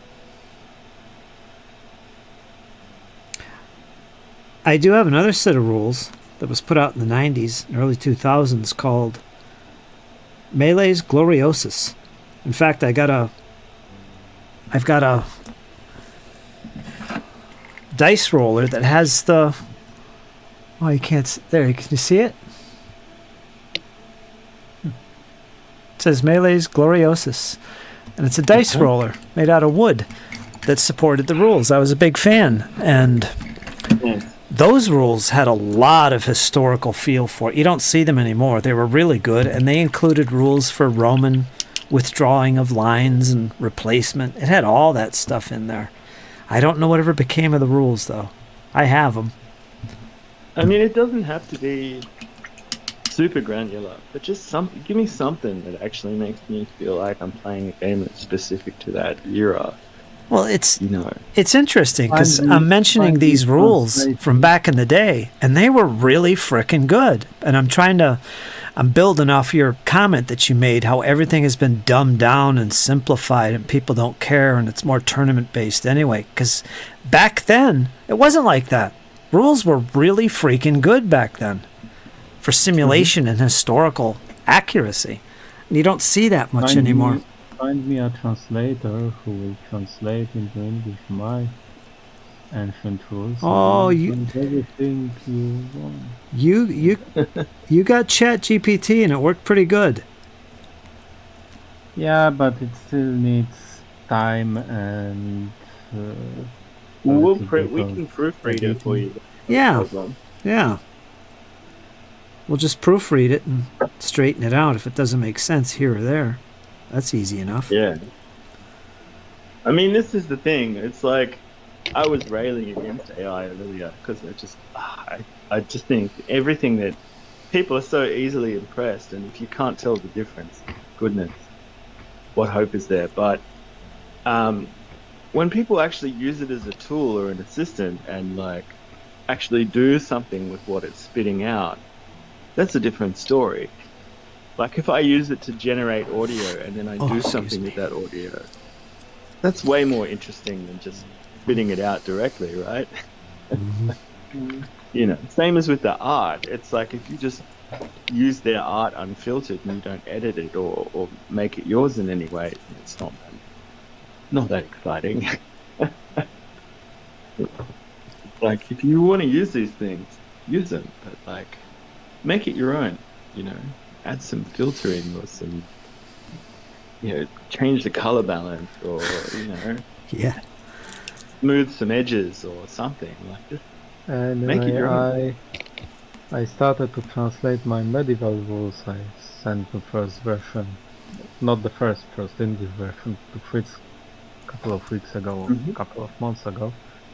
There is a new version and I still have to translate it, and my medieval rules are about half the length of my ancient rules, and translating the medieval rules took me like 2 or 3 weeks. Oh, jeez. Using ChatGPT. Wow. Well, I was doing it, an hour per day, just copy, paste, couple of paragraphs. But I had to read everything and, tweak with it, because ChatGPT, it's not a translator. It translates better than Google Translate, but it's not a translator. It's not built to do these things. So you cannot just put a large wall of text and order him to translate it. Order it to translate it and it will translate it. It doesn't work this way. It requires some time and work, and I don't have it. I prefer painting. Well, that's it, isn't it? And part of me sometimes thinks, you know what, I could write a rule set, or I could just go with what other people are playing and hope to meet another human being who plays historical war games in my area. Well, I enjoy writing rule sets and playtesting them and all of that process. The problem is I write them in Polish, so if I want to show my rules to any of you guys, I have to have an extra work to translate it. Fine. Poland is going to be a world power again in like 25 years. We'll all be speaking Polish. You will all learn Polish, yeah. Wow. Sure. Australia will become a Polish colony. And like nobody will Funny notice because the difference. Nobody will notice the difference because we also drink heavily and put beetroot on everything. yeah. It's funny because in Poland it's saying that we should declare war on Czech Republic and immediately surrender. Yeah, to improve things. Well, you know, the Czechs are kind of funky. They're kind of relaxed, kind of hip Central Europeans. They always were. Even their version of communism was like more relaxed. 4 more strips. I don't think so. Till the Soviets like sent in the tanks in like 56, I think it was. 68. Oh, that's It right. was 68. My grandfather took part in it. Oh, really? Mm-hmm. Because I know they put down a Hungarian uprising, a Czech one, a Polish one, an East German one. Like the Hungarian was in 56. The Polish was also in 56. Mm-hmm. The Czechs were late for the party. It was 68. Yeah, and the Germans were like 61, and it was like over wages or something. They were like cutting back their privileges quite a bit, like rationing and stuff, and getting fed up. But that Cold War period, now that it's passed, I feel like, started to get interested in that. It'd be interesting to wargame it. And much like, I was saying this to Nordic yesterday, like much like with the medieval period, the genericness of the models makes them suitable to play all kinds of scenarios. Because like how many countries used NATO equipment and how many countries used Soviet equipment, you know? Mm-hmm. Kind of interesting to play what if scenarios and imaginations even, really.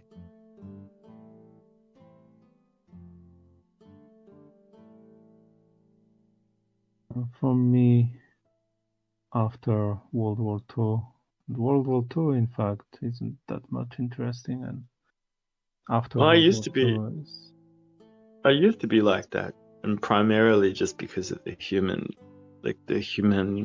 not so much humanitarian aspect, but the cost of it, you know, like it's just so incredibly destructive that it's like, oh, this isn't really fun anymore, you know.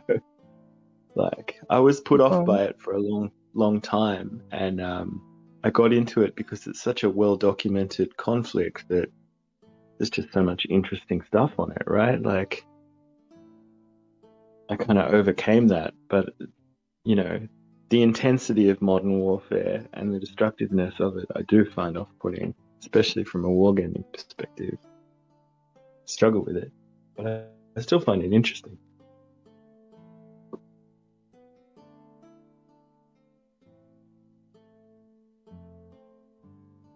I'm interested in history, and history for me is World War II and before. Sure. I mean, a World War I game would be quite... I've always been interested in that period. Probably more than World War II, really, by a long shot. Yeah, I was commissioned once to create rules for World War One. There, my friends wanted to make a World War One war game for a 100th anniversary. Right, okay. They made the worst Kickstarter I ever saw. And they asked me to write the rules for them. and it was pretty challenging because they wanted to be like a company or battalion level. World War One, something like Flames of War, but in World War One. And I know that later Flames of War came out with World War One version. But it was very, very difficult to do a good game out of World War One trench warfare on high strategic, high tactical level. Yeah. You can make a pretty exciting skirmish, like, the assault squads assaulting the trench and cleaning the trench. That would be a pretty interesting skirmish game. But when you are commanding a couple of companies or battalions, basically the most interesting stuff happens before the game, and then you can just sum it up with a couple of dice rolls. Did they run through the field or not?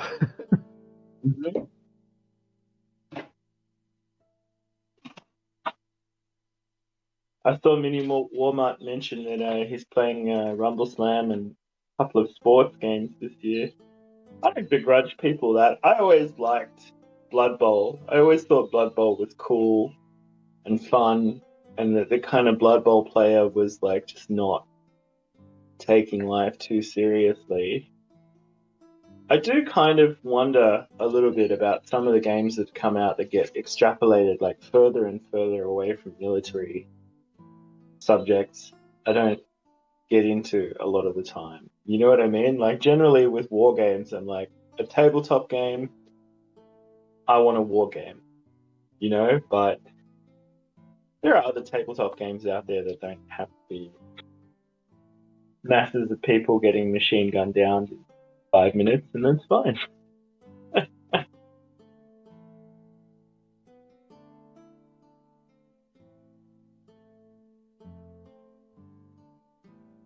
But it does feel like with Carnivale and like, I don't know, there's so many games out there now.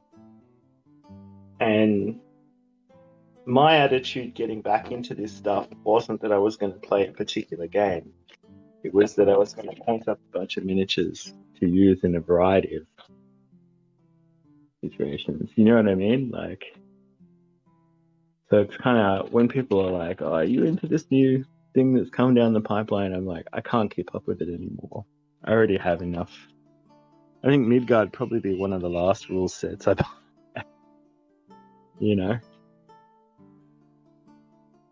So, yeah.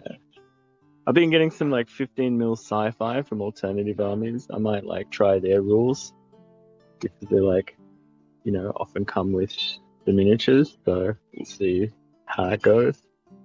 But, a lot of the time I'm like, my lore, my setting, and, my miniatures, and I'm like, whatever rules I feel are appropriate for that.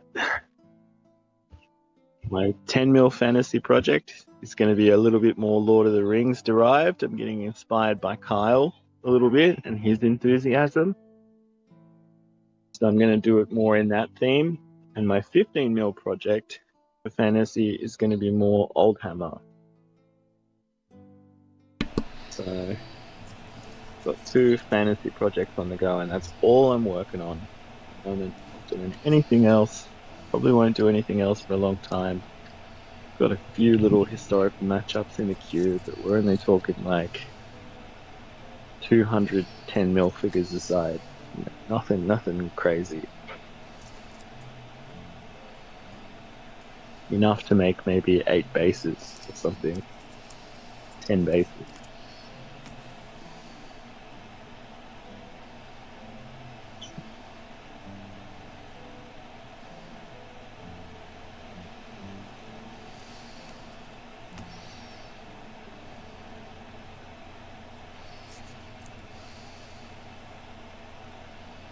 the thing that Mini Walmart and I share is the love of Zombicide.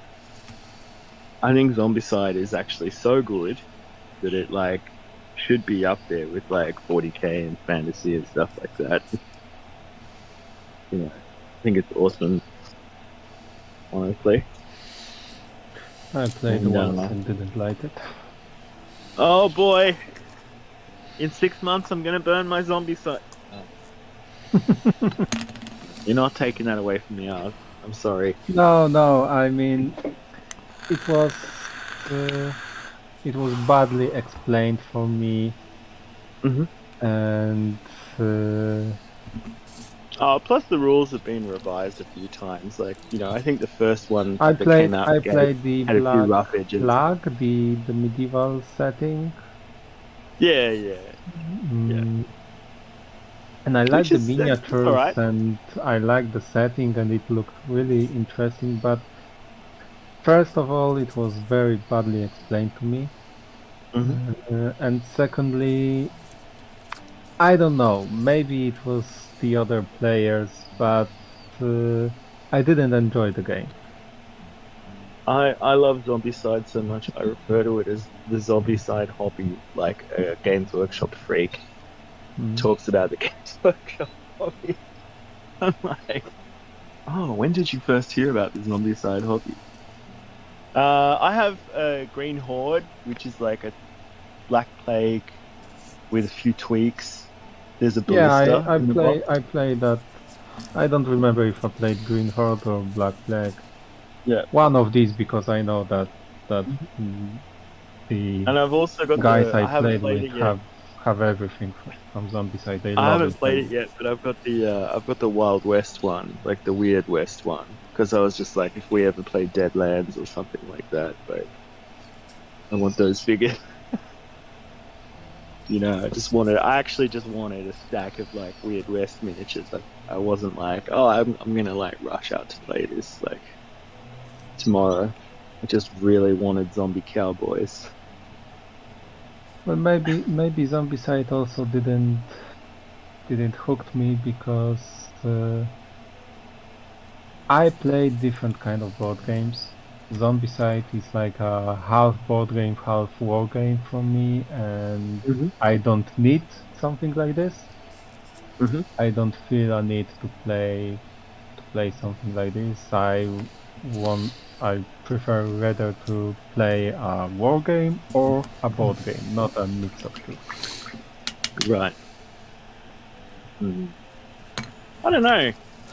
I like a lot of different board games. I'm not just restricted to war board games. I like puzzle ones. I like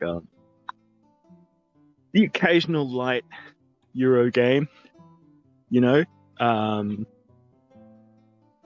That's where I kind of bust out of the wargaming theme. Is like I just play a lot of different stuff, but I also really like GMT and counter games. I think that's the most complete experience of a battle you can get.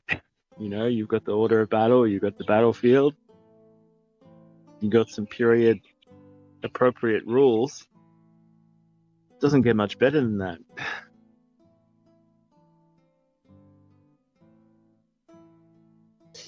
The only way it could be improved would be if the hex was like, each hex was like a meter per side, and you had some like bikini lady moving your pieces, your giant life-size pieces.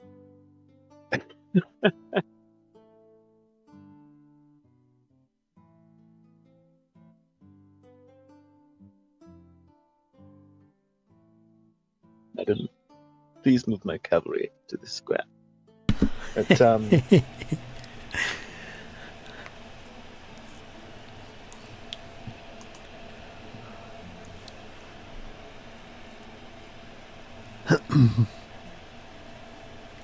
Dinner in Spartan. Irate Spartan is there.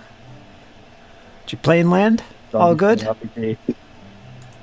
I didn't know there was a Zombicide RPG until recently.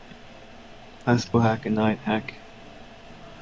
The rules are exactly the same, except the word knight was used instead of cavalry. Oh, I believe you. There's a chariot one too.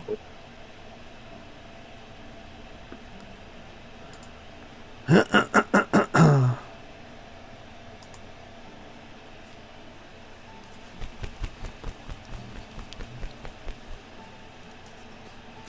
do some more tracks.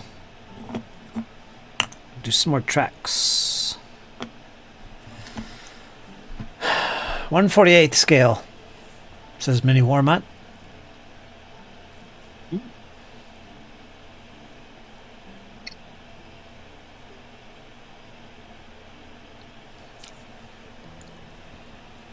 So Fritz, I think if I ever get into Flames of War, I might actually go the Team Yankee route.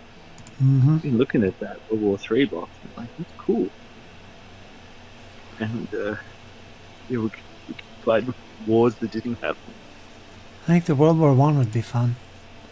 Yeah, that would be good too. I like early war, British, lots of cavalry.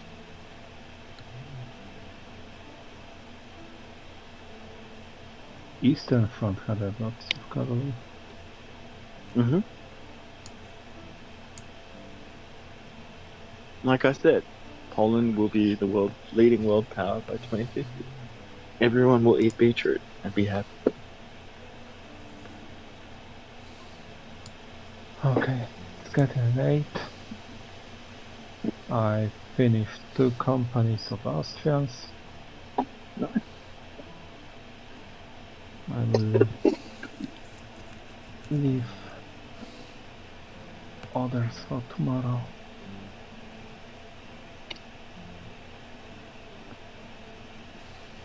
So, thank you guys. Hey, Dars. Thank you, Fritz. Thank you, James. Have a good evening, mate. Good talking. Yeah, good talking. Good night. See you, Dars. Bye. Toodaloo. See you tomorrow. Toodaloos. Toodaloos. Toodaloo. Toodaloos. And there he goes, having broken yet more dreams. He does get me thinking. He's one of those guys that gets me thinking. Same as Nick. You know? But it's all towards a better war game in a way, you know? That camo looks really good. You don't need an airbrush. You did a great job.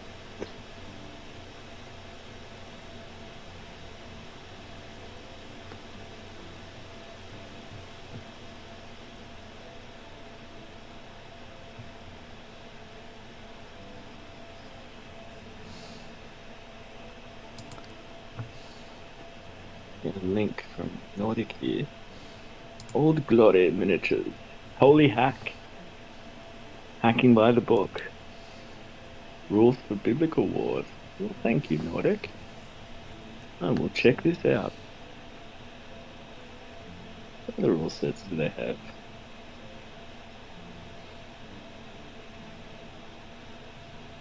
Buccaneers, Broadswords, and Blunderbuss.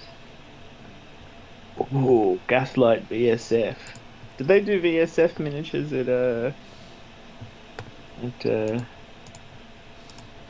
Old Glory? God, no.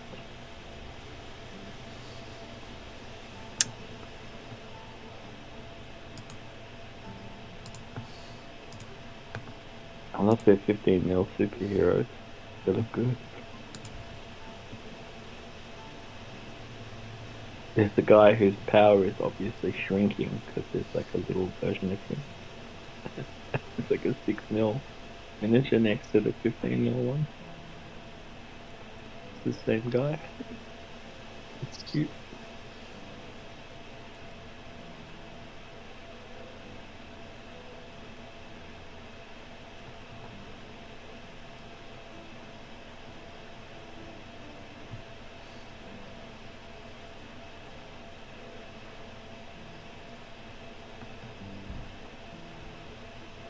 $15mm alien.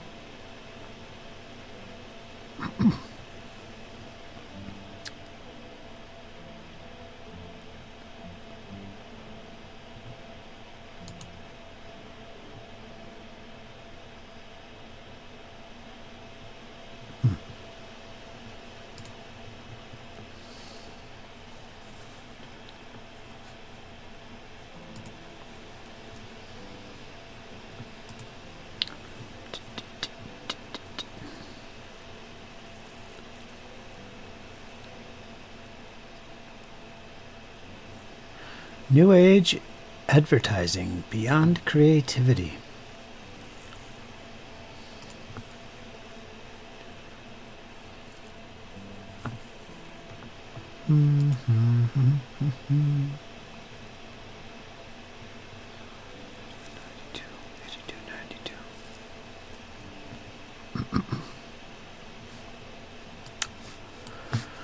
Ay, ay, ay.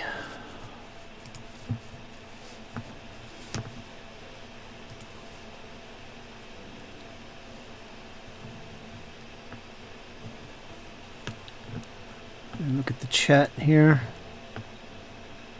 Crossfire. Noble Knight.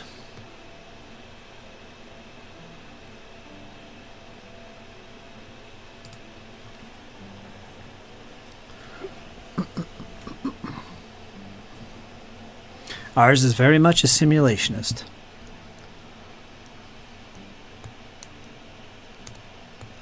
That's my take on it.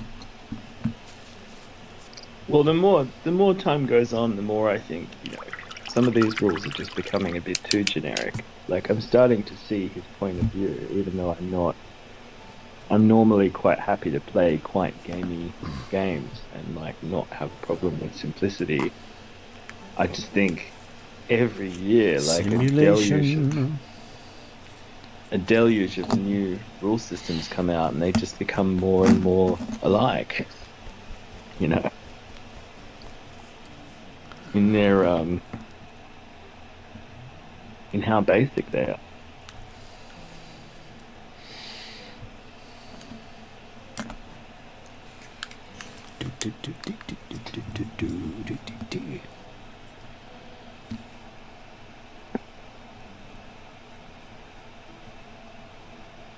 That tank would love some weathering powder.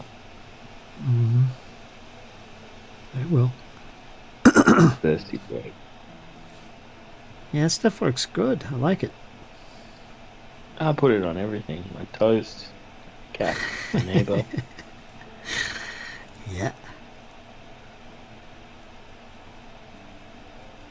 Have you heard from Kyle? Not much, now and then. I talked to him on Sunday. Yeah, we played Castles and Crusades. And in the morning, he usually messages me, that kind of thing. Yeah, he said he was getting more into it than he thought he would, which is good. More into what? He said he was at Castles and Crusades. He said he was a bit reticent at first, but he was actually quite pleased with the granularity of it, I think. I mean, those are not his words. I'm paraphrasing. I don't want to speak for him, but I got the impression that he went in thinking, I don't know, another rule set, and actually came out was like, actually, that's a pretty cool game. So there you go. You might have found your thing. You might have found the one that everybody can get into. Maybe. I'm liking it the more I play it. Mm-hmm.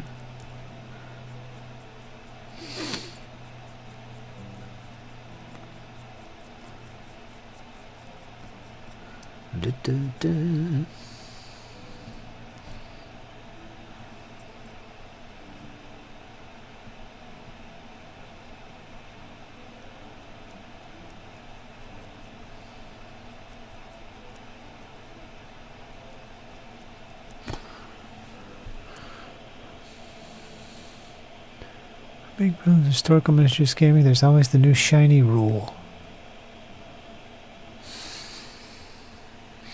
Oh, for sure.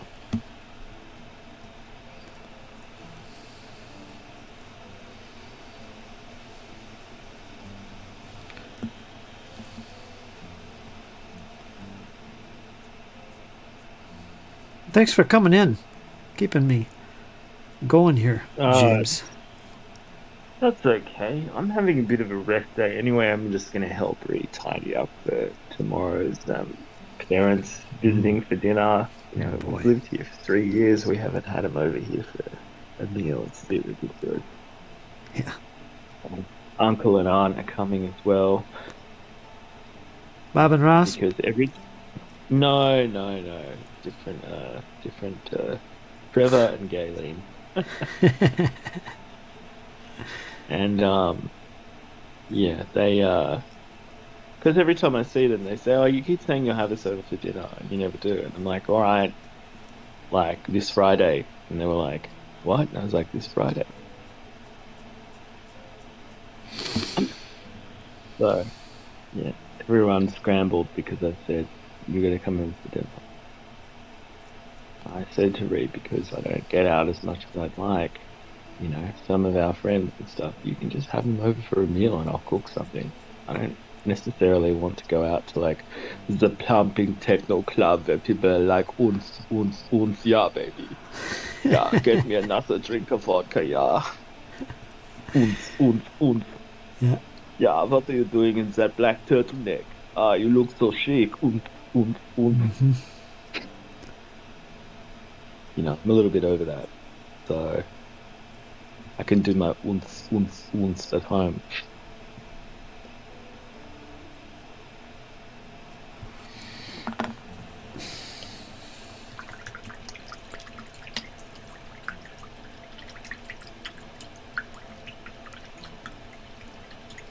So yeah, there's always the hotness in historical wargaming. Always.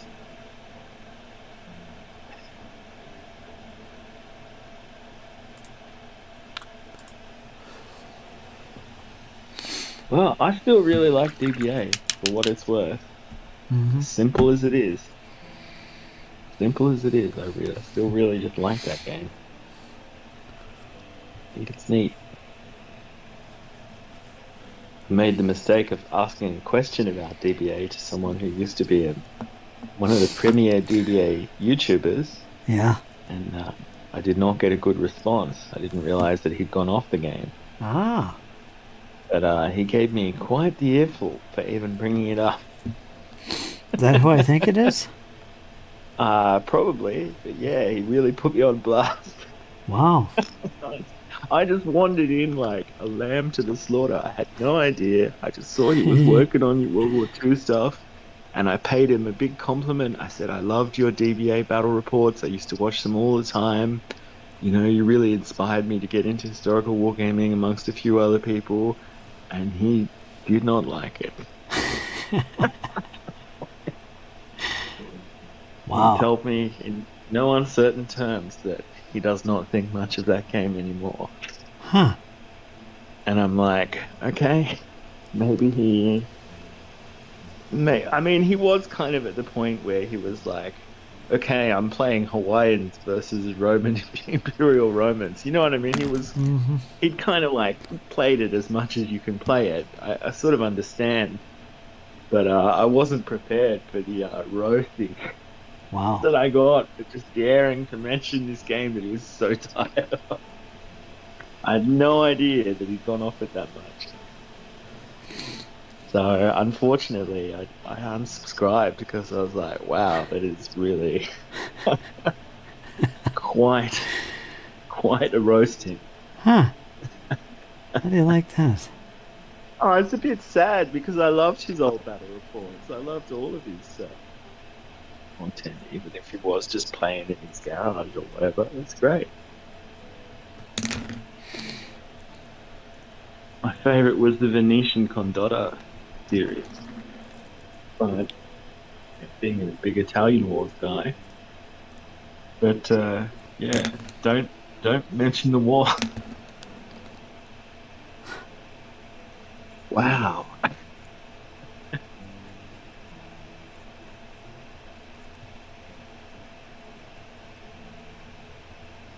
Doing everything he can to maintain that reputation of historical war game as being friendly, relaxed people. There you go. I like that. But yeah, if you're out there, Mr. T, you did great work regardless.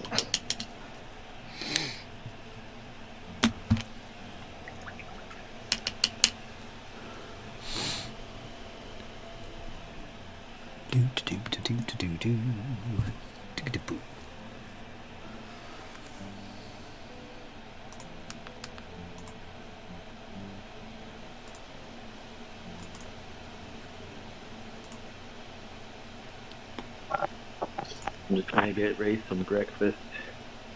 He was telling me that there's a little bit of damage to the carpet from all the rain that we've been having. We've had some pretty big thunderstorms. So, imagine there'll be a lot of homes in Sydney today that are having a little bit of flooding.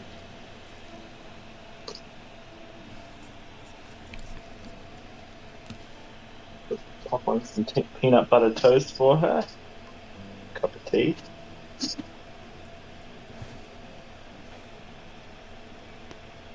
How's she doing? She doing okay?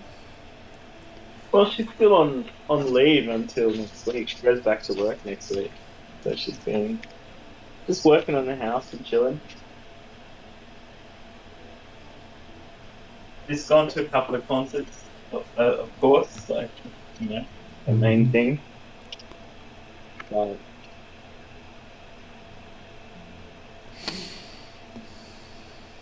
she, yeah, she's had a few weeks off over the Christmas period, which is good.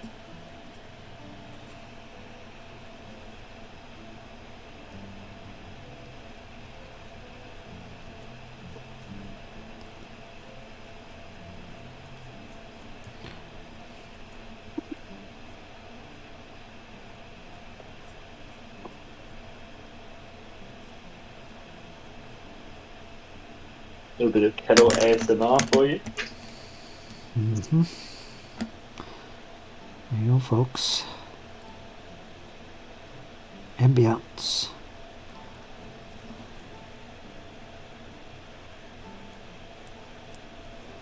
Ambiance.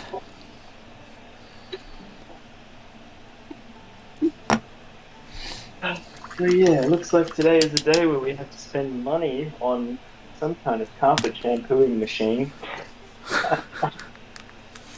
Sounds like that's what we're going to do today. Not bad, And, huh? Gripes. Yeah, Wowzers. she said she's not happy with it. Coming through her bedroom window. So, yeah. But, yeah, just, we'll probably do that. And then I'll go and buy a large leg of meat to roast tomorrow. Maybe 2 legs of meat. I don't know. I'm thinking with my stomach. I'm hungry right now. I cooked some sausages last night, but I didn't eat them. I was like too tired. Made dinner and went to bed. I just got a fresh supply of sausage today. Well, mine are beef and caramelized onion, and I roasted them in the oven. And I'm gonna have one on bread right now with some barbecue sauce. like a little pig in blanket. Have you ever had ramens with orange sauce flavor? With what sauce? With orange sauce? You know, like orange chicken, that sauce to get on the orange chicken? Orange sauce. No, I haven't. But, you know, I'd try it if I had some, like, meat or something in it. Mm-hmm. I'm going to try it tonight, I think. See how it works with ramens and my sausage. It'll be orange sausage. That'd be interesting. Maybe just a little bit, just for a little bit of flavor, because I know it's strong and sweet. We're going to have to get your garden going. Mm-hmm. Yeah, I do. Get variety in your diet. I do. If you're out there, people, today is a great time to donate to Fritz's vegetables. Yes, the vegetable collection. Elio. Gotta edit some videos. All right, Mini Warmont, you take care and enjoy your evening. Have a great dinner. I like his channel. Yeah. He's a funny guy. He's very laid back, and I want to say wholesome. That's the word I use a little bit too much, I think. But yeah, he's got a good channel. I enjoy it. Does a lot. A lot of variety. Yeah, he does do a lot. He does do a lot, actually. He gets a lot done. Him and his big working man hands. I love it.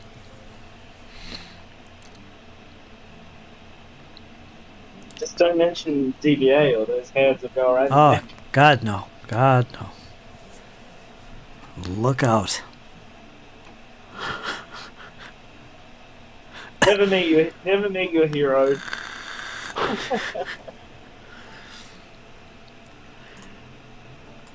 He played it constantly. He played it for years in all these different armies. I knew he was going to burn it out. I knew he was. Because that game you can only go so far with. Yeah, of course. They took it to its like absolute limit. It did. I understand why. I understand why. But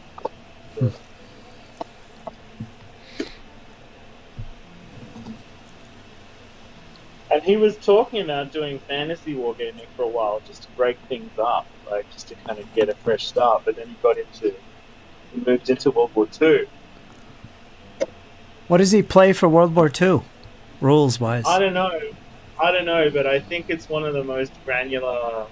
I think it's like squad leader level, because he doesn't like. I think he's also written his own rule set. I'm not sure. But yeah, like his big thing was that it has to be super like granular, otherwise he's not into it. You know, he isn't playing DBA. Totally understand that. You know? I plays DBA Face is of pretty Battle. simple. Face of Battle. Oh, that's it. Yeah, Nordic knows what I'm talking about. He's given Nordic an earful as well, I think. Has he? I'll let Nordic speak. I think so. I don't know. I'll let Nordic speak. Wow. What was he saying? Just bad experience altogether with the game? Frustration with the rules? What was it? I don't know. I just really regretted bringing it up. It just set something off. It like it wasn't a rational response. Like I think he was just really fed up of it. Huh. You know, like Too much. Just like he was like, there's not enough detail. You know, it's lopsided in some areas. He can like have some things, you know, that should shoot, can't shoot. He wanted more detail, but he was just kind of frozen as to where to go with it. You know. Huh. He could have tried DBMM.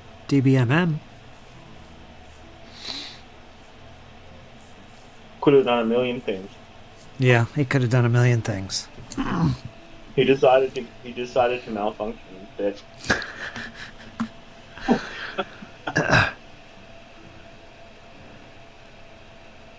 Huh. Yeah, it's very odd. I don't know. He's a good guy. I've had him in the chats a few times back in the day talking about DBA. That's when he was just getting into it. But I don't know. I don't hold any grudge. I still like him. I still really appreciate what he did. It was just so funny that he like blew up the way he did that I was like, okay. Whoops. Wow.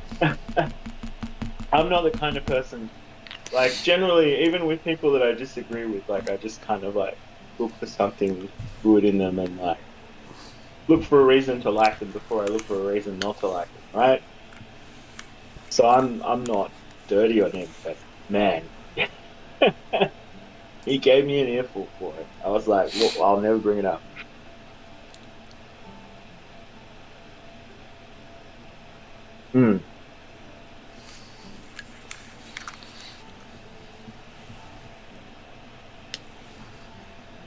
Yeah, I think a lot of his frustration was tied to his group. And, you know, people were moving away from the group or towards the group. The group was changing as well. And a lot of it is tied up in. Like, I don't think you get to see those people as much since you moved, stuff like that.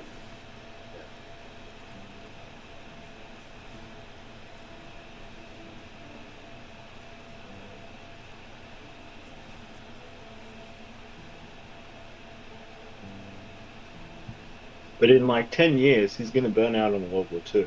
He's intense. He's just like, what he did with DBA was, he went deeper with that than anyone, really. Mm-hmm. Yeah.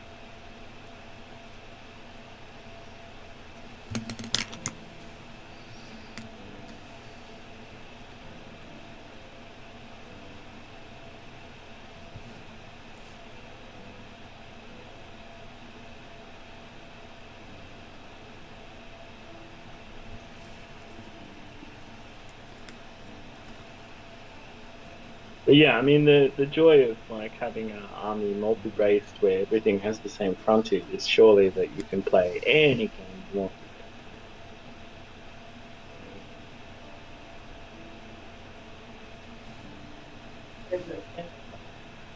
Yep.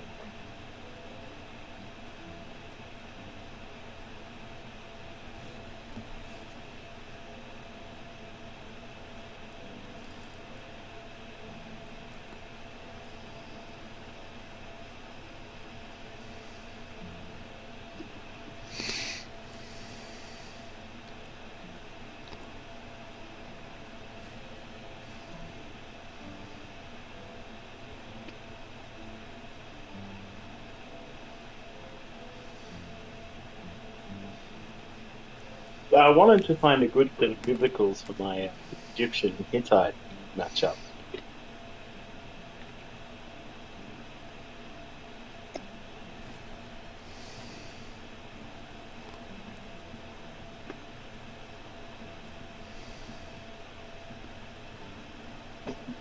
Play Triumph. Yeah, maybe. I like it a lot. It's good fun. It's got a little more. It makes sense. You want some green? You want some green juice? Look at this diabolical Oh, what's that? green juice. Looks red. Look at that. Oh, okay. Okay. Okay. That's where we're at. That's where we're at. Yeah. There you go. Tastes delicious. You know, I had to stop taking that fish oil again. It was causing problems. I'm pretty sure that's what was giving me grief. Freaking fish oil. What, does it repeat on you? Yeah, it was giving me, let's just say, heart problems. Mm-hmm. It's supposed to be good for your cardiovascular system. Yeah, but maybe you don't digest it that well. I don't know. Maybe you're better off just eating tuna. You Yeah, know? yeah. Put that in your pasta sauce. I'll tell you what, tuna in ramen is quite nice. Mm-hmm.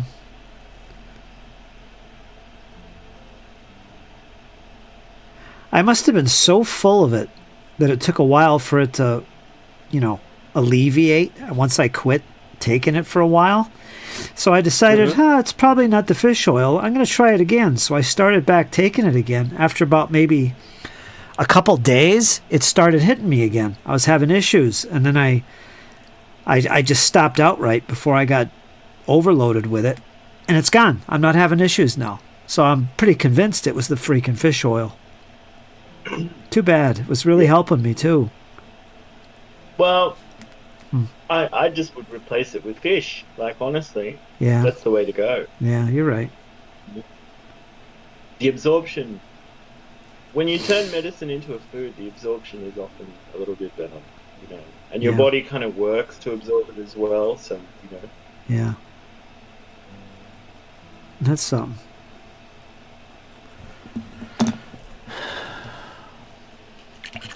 that's why I want to get back into the smoothies. Mm-hmm. Smoothies. When I make those, like I reach a point where I basically levitate. Yeah.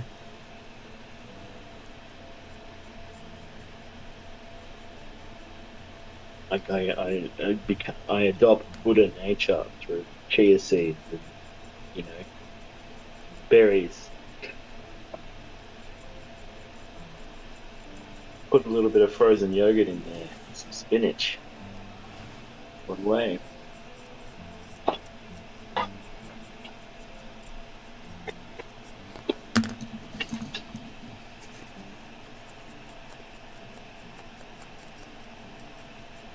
But yeah, that green juice is actually delicious.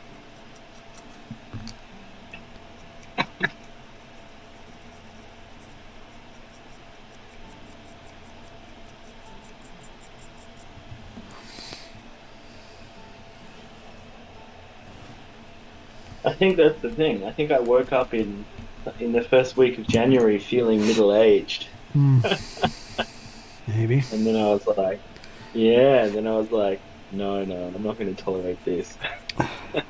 Time for a hell kick.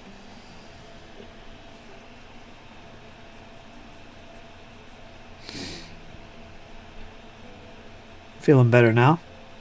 Starting to feel better? I'm getting there. I've lost like a couple of kilos already, which is good. And my sleep isn't quite where it needs to be, but I've started exercising. So we're getting there. We're getting there. Tonight I'll have some kind of salad for dinner with my dinner. And yeah, just doing what I can. I mean, I can't turn the world on its head because I often get overexcited and do so many things that I just can't get exhausted for weeks. But yeah, I don't know. I mean, last year I quit smoking. It's a year since I had a cigarette, which is pretty good. Good like that. But this year I need to do even more. Best health insurance is whole food diet and plenty of rest and plenty of exercise.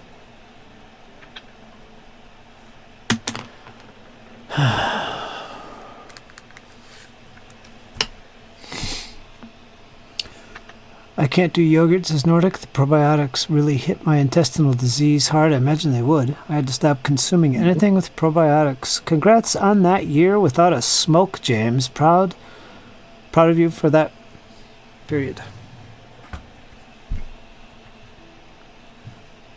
Yeah, I mean, I still feel like one sometimes, but doing all right.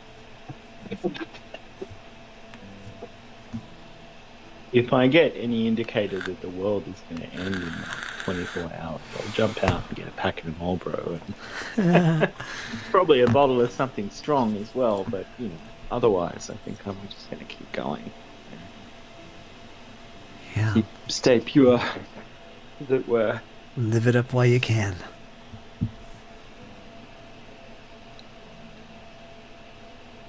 Certainly enjoy.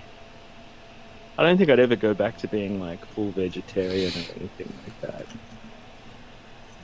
That's a lot of work if you want to do that scientifically. There's a lot of sickly vegetarians and vegans out there. You have to really watch your diet if you do that.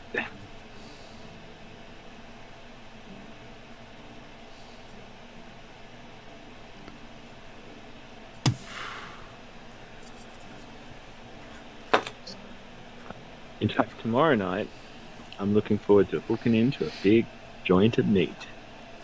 I bet. I don't know whether I'll do pork or lamb, but I'll do one of those two. Maybe chicken on the side. Yeah, get a little mix. Get a little bit of each. Yep. And then just a big thing of roast veggies. Of all kinds. I just do them all together. I just roast them up in olive oil, garlic, chili, all together. Greens, potatoes, peppers, onions, all of it together in the oven, and then serve that with a little bit of parmesan on the veg, some mint sauce, some gravy. Probably do the chicken in lemon and herb. Herbs. Lemon and herb juice, bit of tarragon, bit of herb, bit of lemon juice. Ree will do a trifle.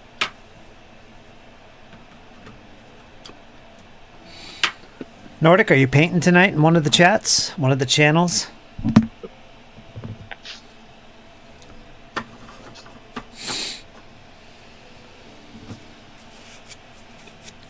You gonna do some painting? Pantang? I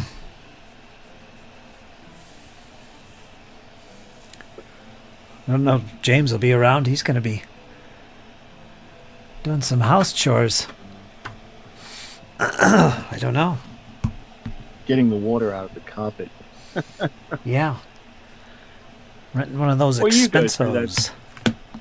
You go through that sometimes, right? Like when the elements get in. Mm-hmm. Oh, yeah.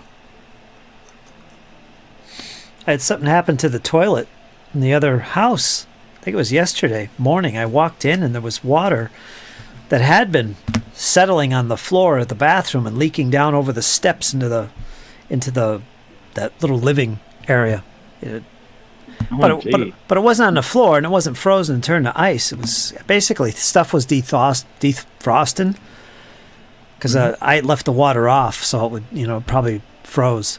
So I looked in the toilet and it wasn't shutting off. It was just shooting out water inside the basin, and I had to rearrange that and settle it. And I think what happened is somewhere in the mechanism it got froze and busted because water's coming out where it shouldn't, but it still works. I just had to turn a valve down a little bit and it works. But yeah, I had a problem with that. Right. We bought this house from like Russians, and I don't want to impugn the whole nation of Russia, but like a good portion of the fixtures in our house turned out to be fake. Uh-oh. And every time we need to fix something, we discover some bodgy Russian field job that's been done with masking tape. Ah. That's interesting. Like the perilous state of our wiring, our electricity. We need to get an electrician in to like look at the whole thing, because the job that they did was like pretty USSR. Same as with the plumbing. It's very it's a bit crazy here. We're going to be spending a lot of money over the next few years, so ironing some of these things out.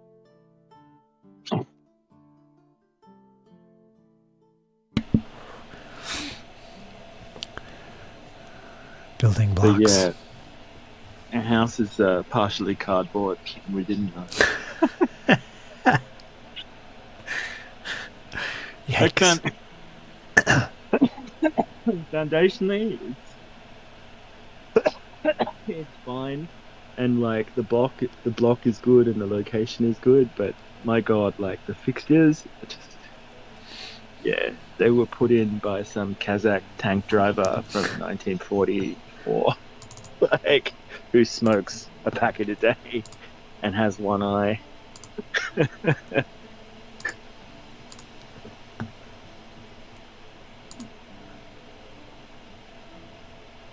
Yeah.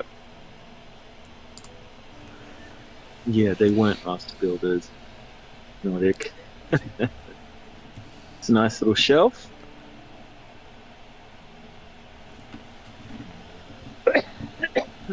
Elf on a shelf.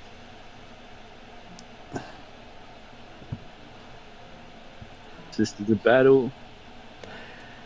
And my paints. It's a mess. Ugh.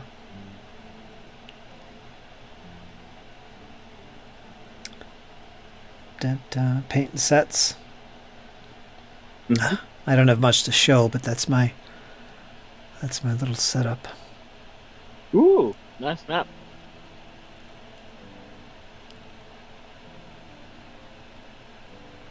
Mm. Didn't the guy who makes Pathfinder do some pretty lolsy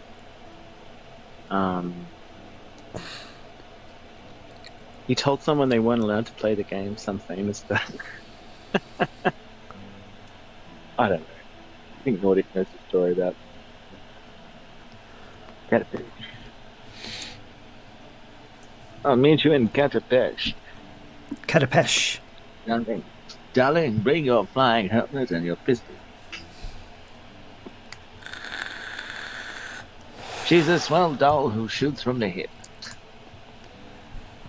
Galarian. That little island I was showing there, that was where the Abomination Vaults was located. Yeah. Yeah. The Isle of Kortos. Yeah, that's where we played for 4 years. Mm-hmm. Until I couldn't take it anymore. Are you going to adapt any of that on setting material? I reckon that would be a good basis for like a Midgard campaign or something like that. Fantasy. I might steal some stuff from my world, but I doubt it. But what I'm thinking of doing is using it for, you know how I like to try all these different old school games I'm fiddling around with? It'd be perfect. Let's do it, let's set it within this one setting that he sent along. That'd be perfect. We'll just tie it to that and we'll play a few games and do it that way. That would be a good use of it. Little alternate setting. Basic fantasy or... Yeah, exactly. Basic fantasy or something like that, or Osric, or... Yeah. Yeah, I would give that a go. Let me know when you want to do that. There's a lot of details in that stuff, man. It's just right there. You don't have to do anything. It's just right there. That would be convenient for me. Cool. It's got a unique styling as well, you know. Mm-hmm. It's one reason why I like the Dragonlance setting so much. It's like some people think it's a bit cheesy, but it's like it doesn't just look like the Middle Ages, you know. It's its own thing.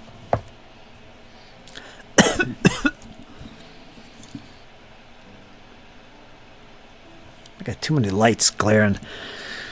La la la la la la la.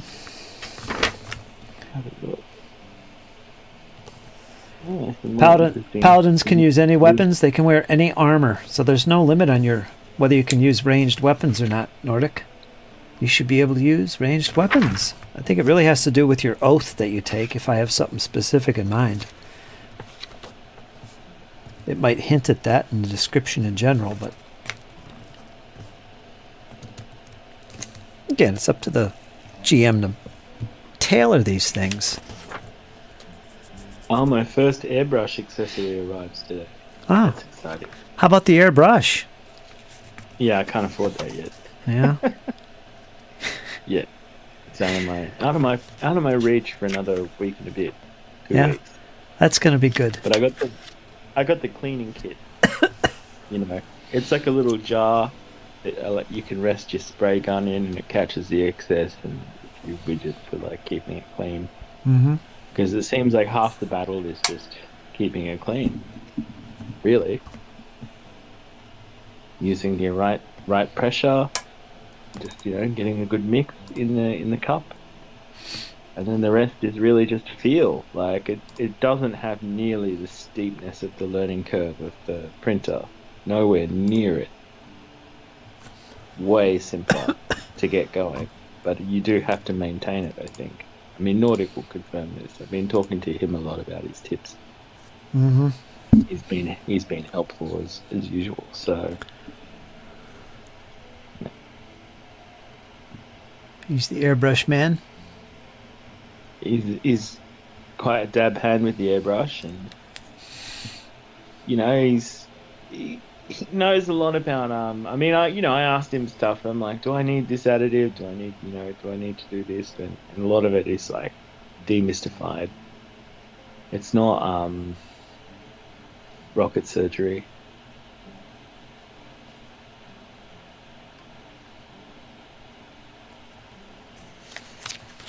But it's probably even better for someone doing 28mm, to be honest.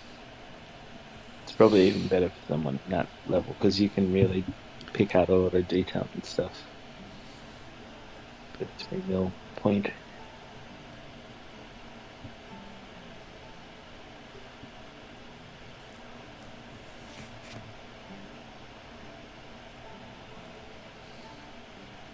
Why don't that focus?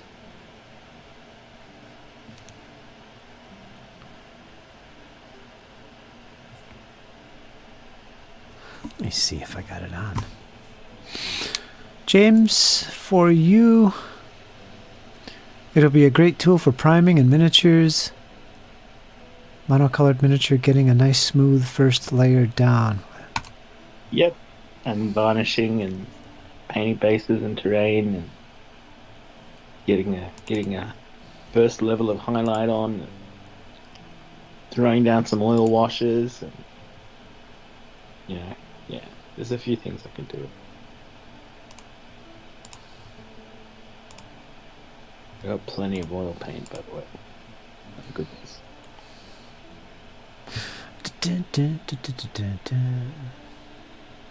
Lots of satin gloss varnish as well, so I can do a lot of that stuff. A lot of inks. Oh, I have so many inks that I can put through it, Bead paint goes through it nicely. Contrast paint goes through it nicely. Mm-hmm. It's good. Death Strike.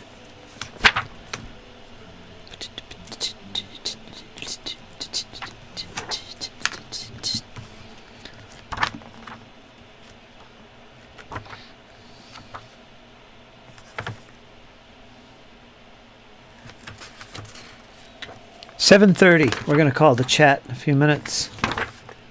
Sounds good. So I can eat. Gets late quick. I'm starting these later in the day now. Is this a good time for you, James? Oh, it suits me really well, but I mean, don't. Yeah, but I like this time of day. This is my preferred time. Yeah.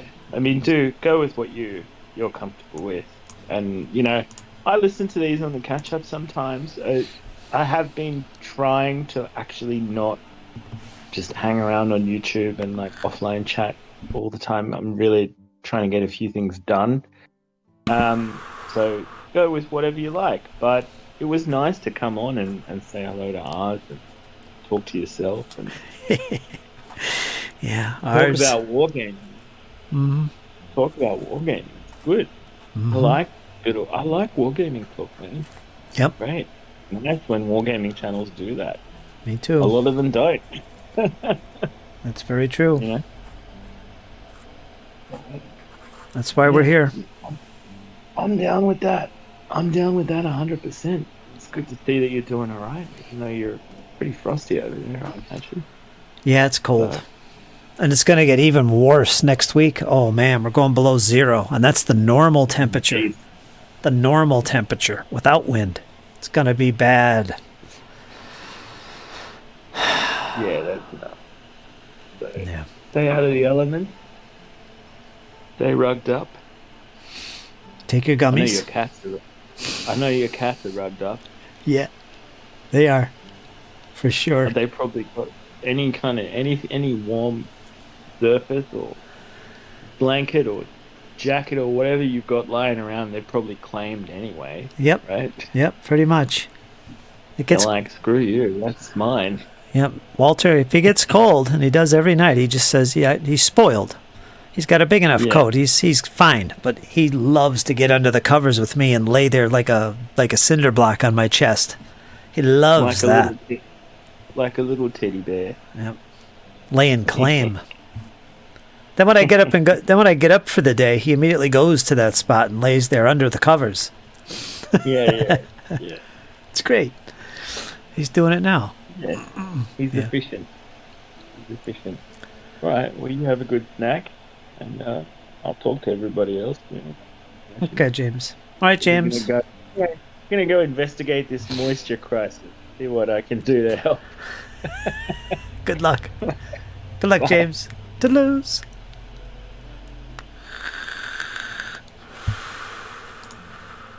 Fantastic.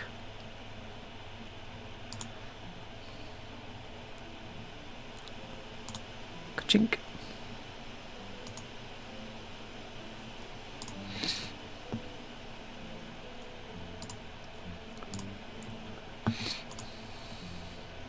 Have a good night, everyone. I'm going to find food and fight passing out. Yeah, you better get some sleep. You'll sleep good tonight. That's my experience. That'll be good for you. I've had to do that quite a number of times. I'll force myself to stay up 24 plus hours. Boy, you sleep good after that. Oh. But anyway, folks, I'm going to call it. Got some things I got to do. 20 degrees. And yeah, by the way, it is going to be cold. More on that here at the weather station for our Wargamers community. Forge and Brush weather station. I'll be discussing that as it gets cold. I'm not looking forward to it. But anyway, you take care of yourself, Nordic. Everybody else, Mini Warmut, thanks for joining today. Iron Man, of course, Iron Man. Appreciate you putting your 2 cents in there. John, thank you. Spartan. And of course, ours, who I love. I love when he joins and lays down the law, cracks the whip a few times, gets some stuff painted in the interim. Fantastic. I love it. We'll hopefully see him again tomorrow. So, folks, till then, you guys stay warm, and we'll see you again tomorrow. So hang in there. It's only going to get better. Just wait and see. Talk to you soon, folks. Take care.